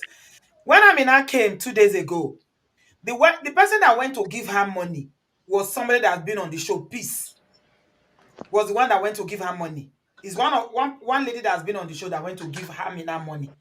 So it's like people that have been on the show are the ones that are even helping people now, encouraging people, giving information. Because I mean, when you've been there, you know, you want to help. So I'm going to ask you, Florence, aka, what's that your name again? Joy. Joy. Sometimes my head has not even turned upside down with all these names because most times you have two names. It's by the grace of God. Are you Yes. going to be able to give back at this time by maybe even if it's to befriend her and give her information just to Mhm. talk to her occasionally? Can you do that with Yes, she can. Daniela? My phone number is I'm on the group chat. I was the one that even shared the story on the group chat. So if Yeah, she I can just see, I just added her so you can see her there. okay, so I'm going So to please contact just, her yeah, one of send her a her. message because we will not know who you are. So please, Okay. if you can just hold her hand. How is your Yeah, baby? he's fine. He's doing Wow, fine. it's so nice to hear from you again. Thank Occasionally, you, say Auntie. hello now on WhatsApp. Let me even Thank, know that at least, thank you, There are so Auntie many people B. that I've not heard from. I was thinking about I Iyabo the know. other day. I Iyabo in know. Chicago. Iyabo, if you are watching this, say hello now. And Eh? again, I wanted to say something, Auntie B. There is this lady that came up on the show one time that she came through the US with her kids when the husband was Mm, abusing her in Nigeria, even in the US.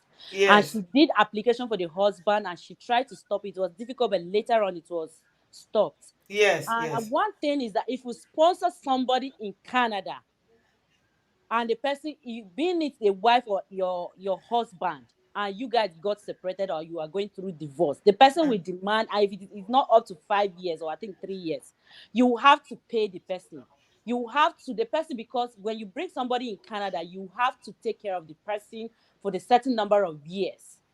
So hey, if yes, so if she's going to bring the husband and the kids in Canada and they get separated, that is going to bounce back on her. So wow. she should, yes, she should be able to talk to a lawyer. The like in a better here, I use the government lawyer. I use the government lawyer. I didn't pay anything. Okay, So so yes. see So now that you are here, please just, yeah, just ping her, DM her on the group, and please, then you can okay, give her all this additional information later. okay, okay. Thank you so much. I Thank you, Auntie B. appreciate you. You Thank you, must ma. come and share your testimony, I will come, Auntie B. please. Thank you, my darling. Thank you, I ma. love you very much. All the Love you best. too, Yeah. Auntie All B. right. Yes, Speak ma. Bye. soon. Wow. 2001 she was here. You see, it's been ages. You know how many people have come here? I lost count of the number of people that have come here to share. So there's somebody that's been coming to my spirit in the past few days, and it's Yabo in Chicago, because her own case was really bad too. So if you're watching this, oh Auntie Yabo, please say hello to me on WhatsApp. I'm still worried about you. I don't know, since the last time we contributed money, we helped for you to get accommodation, and it's like since then you did say that Iyabo was the one that came with her daughter. How many people can remember? And the daughter was talking about the impact that the abuse the mother suffered was having on her. At the point, she was like literally telling the mother, please leave, just leave. And she said, oh my God, that young lady said so many things. How she was the one that was parenting her parents. Her show was so emotional. So if you're catching this, please say hello to me on WhatsApp, yeah, but my number has changed. So the new number is on the screen. I want to know how you are doing. It's always good to know how people who've been here before, how they are changing. 2021, not 2001, sorry. 2021. You should know that's a slip of tongue. I've been talking for almost 3 hours, so please, yeah, it's a slip of tongue. Yeah, so say hello, please. Yabo, may God bless you. Thank you so much, everybody. How are you feeling now, my dear? We are rounding up now. Yeah? Yeah, How are you me. feeling, Daniela? Yeah. Yeah, I feel a bit relief, and it's as though a huge weight has been lifted off me. As in, hearing that people even care, and then people are actually willing to reach out and then show support. I am really grateful and I'm happy. Thank you so much for giving me audience, and thank you Mm-hmm. for hearing my story. Thank you for your willingness to assist in any way possible. I feel so alone in Canada here. So where I live is the province I live is, what's the name of this province? Sef? I don't remember. Tell us in the group. but You can but tell us in but the what group. I live in St. John. I live in St. Mm. John. That's I can't even remember the province I It's live okay. Tell us in the group. That's fine. in. So Mm. this place is kind of is very laid back. New Mm. Brunswick is where I live. It's so Mm. tongue twisting. I'm still trying to remember. So Somebody has already articulated it. That is New Brunswick. All eh, those names of all those your thank you. cities in Canada, they used to turn my head. Yes, it's Hmm. so it's New Brunswick. Who was it that came here? It was Uzo that came here and mentioned the name of where she was living in Canada. And say, what is this? The name, in fact, till today Yeah, is one kind name like that. Anyway, thank you for coming. Thanks thank for you your so much. courage. you so much. don't give up. Okay, it's Yeah. not when usually when you share, it's not the end. So Yeah. the group now will take it up from there. Mm. Yeah, yeah, Yeah. that's the name, Elizabeth. Mm. Is it Sasasha? Saskatchewan. Egbamio, please don't let me cut my tongue with Sasasha. So don't worry. You see, now you are not alone. People have been through even worse. Okay. Yeah. And I think sometimes when you hear people telling you that they've been through it, it helps to relieve some of the pain and the anxiety that you have in your heart. Yeah. Yeah, so don't worry. By the grace of God, go and start praying, access information. They will share some, vital information with you in the group that can help you going forward. All right. Look after yourself and do keep in touch, right? All right. Thank you so much for coming. And thanks everybody for being here tonight. I just got this revelation a few days ago. So we come here all the time, we talk about Mongo Park, Mongo Park, Mongo Park. Do you know why we have so many Mongo Park in Africa? It is the culture. I think it was today. I was driving to church. I saw this Oyibo woman with our one black brother. They were walking. They were having a walk. You can tell that they were having a walk. The way they were walking, and you can tell that. So we often ask the question, why is it that Nigerian men or black men that marry Oyibo don't treat them the same way? And it finally occurred to me that is the way that the culture, the environment has told them they should treat black women. So when they say Oyibo, the culture, this same person that we're talking about, the Mongo Park that we're talking about now, this man, if he comes abroad, he will not dare put his hand on his Oyibo wife or girlfriend. Do you know why? Because they know that the culture and the environment of Oyibo land does not tolerate it. So we need to do a lot. We're going to have to do a lot of work to change the mindset, the cultural upbringing, the tradition of I'm a man, and so I can do this. I'm a man. All this patriarchy, toxic masculinity, it fuels all this behavior. Because that same person will come abroad and that kind of behavior disappear. It will disappear from them. The reason why they cannot treat those people here is because in this West, they have they've grown to a point where the men understand that no, you can't treat a woman like that. If you do that, you will go to jail. There are consequences. So they've raised their women up to a point where they respect them, they treat them with so much value. So we have a lot of work to do in Africa. We have a lot of work to do in Nigeria, so that people will begin to see that no, it's not acceptable behavior. Till today, we're in 2023 now. People still think that if a man is putting his hands on his wife, he's beating a woman, that there's nothing wrong in it. He should stay. You hear what she was saying? She just came last year. That the mother was saying to her that you married now, so you should stay there. So many things that are not that our culture does not protect us. Our religion does not protect us. Women need to be protected.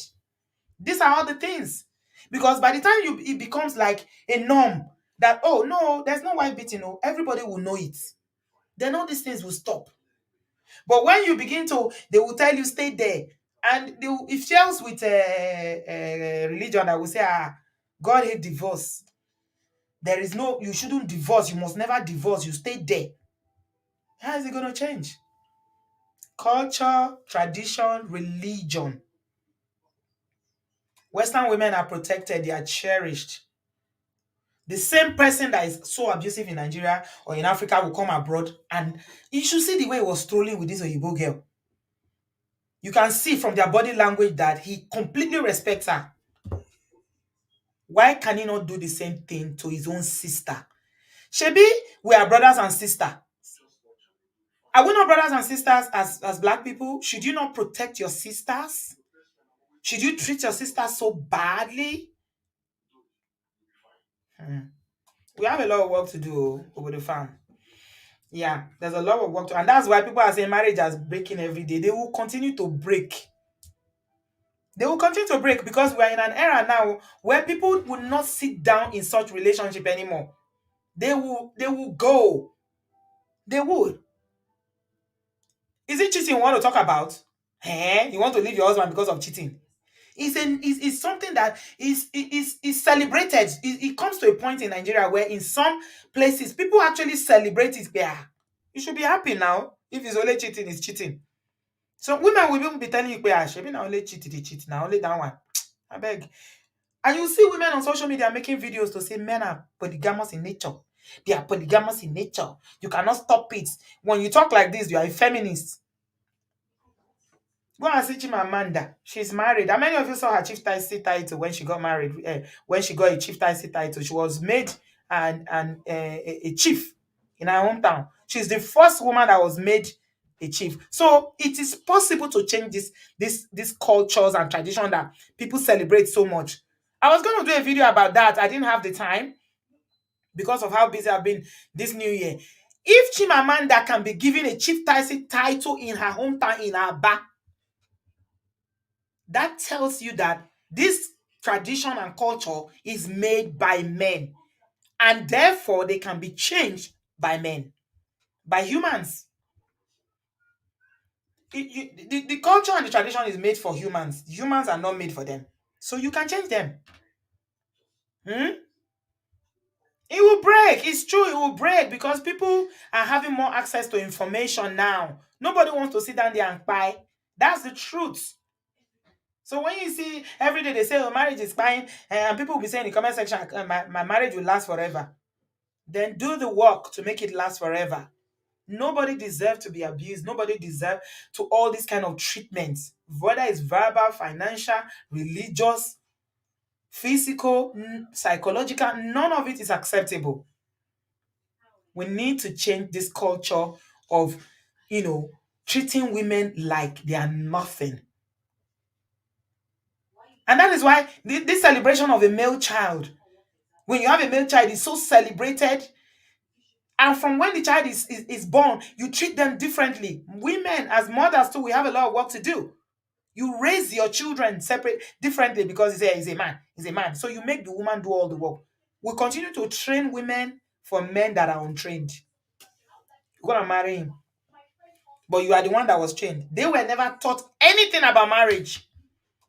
So they wing it. At some point, if you reason these things deeply, if you think about it critically, you almost feel sorry for Mongo Parks. Because it's like you're sending them to something they have no clue about. They've seen their parents want this, which is probably so messed up. It's only a few people that will sit down and say, I saw like one of that brother that came on. Say, I'm Anisha man. I saw how my mother suffered with my father, and I decided I was going to change. Very few. Some will just tell you this is the way they know it. It's always worked for our family like this, so we'll do it. So we start by raising our children to understand that whether you are a man, you are a woman, you are a human being, learn chores, learn respect. It's not only men that deserve respect. Every human being deserves respect. Learn to do house chores. Learn to respect people. Learn to communicate. If you raise women alone and you keep allowing boys to run wild, now Mongo Park, Lobade, they will feel entitled. They will feel very egoistic. They will feel proud. Nobody can talk to them. And especially if he makes money, that person that already has the Mongo Park tendency makes more money. They now have money. It takes the grace of God. There's a lot of work that we need to do. Yeah. Thank you so much, everybody, for being here. I do appreciate you all. Like I said, I have a testimony regarding joining Divine. I've recorded it today when I went to church. I'll post it this week. Thank you so much, everyone, for being here tonight. If you are joining this now and you have some information, I'll start blocking out the comment section after the show is over because they always come for my guests and I don't want that. I can still handle it when they come for me, but when they come for my guests, that is intolerable. So I just block it out. So if you didn't join the chat when we are doing the live stream, don't leave any comments because usually it's negative comments. If you have useful information, then get in touch with me. Thank you so much, everybody. Have an amazing week ahead. I really appreciate you. I love you guys very much. Thanks for your help. Thanks to everybody that has reached out for Divine, for Amina and those who are going to help tonight again with Daniela. I appreciate you. Angela, you're bent on calling me Egbon B. Egbon B. That made me laugh. Thank you. Good night, guys. Have a lovely week ahead. I love you guys. I appreciate you. Give us a thumbs up. Subscribe if you haven't done so. Yeah. Yeah. What are you saying? I saw a comment now. Brand new to food said, Obodoyibo TV, I like your Igbo friend. Choma, who said that she got their what? Divided their property even when she was not the first. Oh, I couldn't get that. I think there's a typo there. But anyway, thanks everybody for watching. I will see you soon. Bye, guys. Have a good week.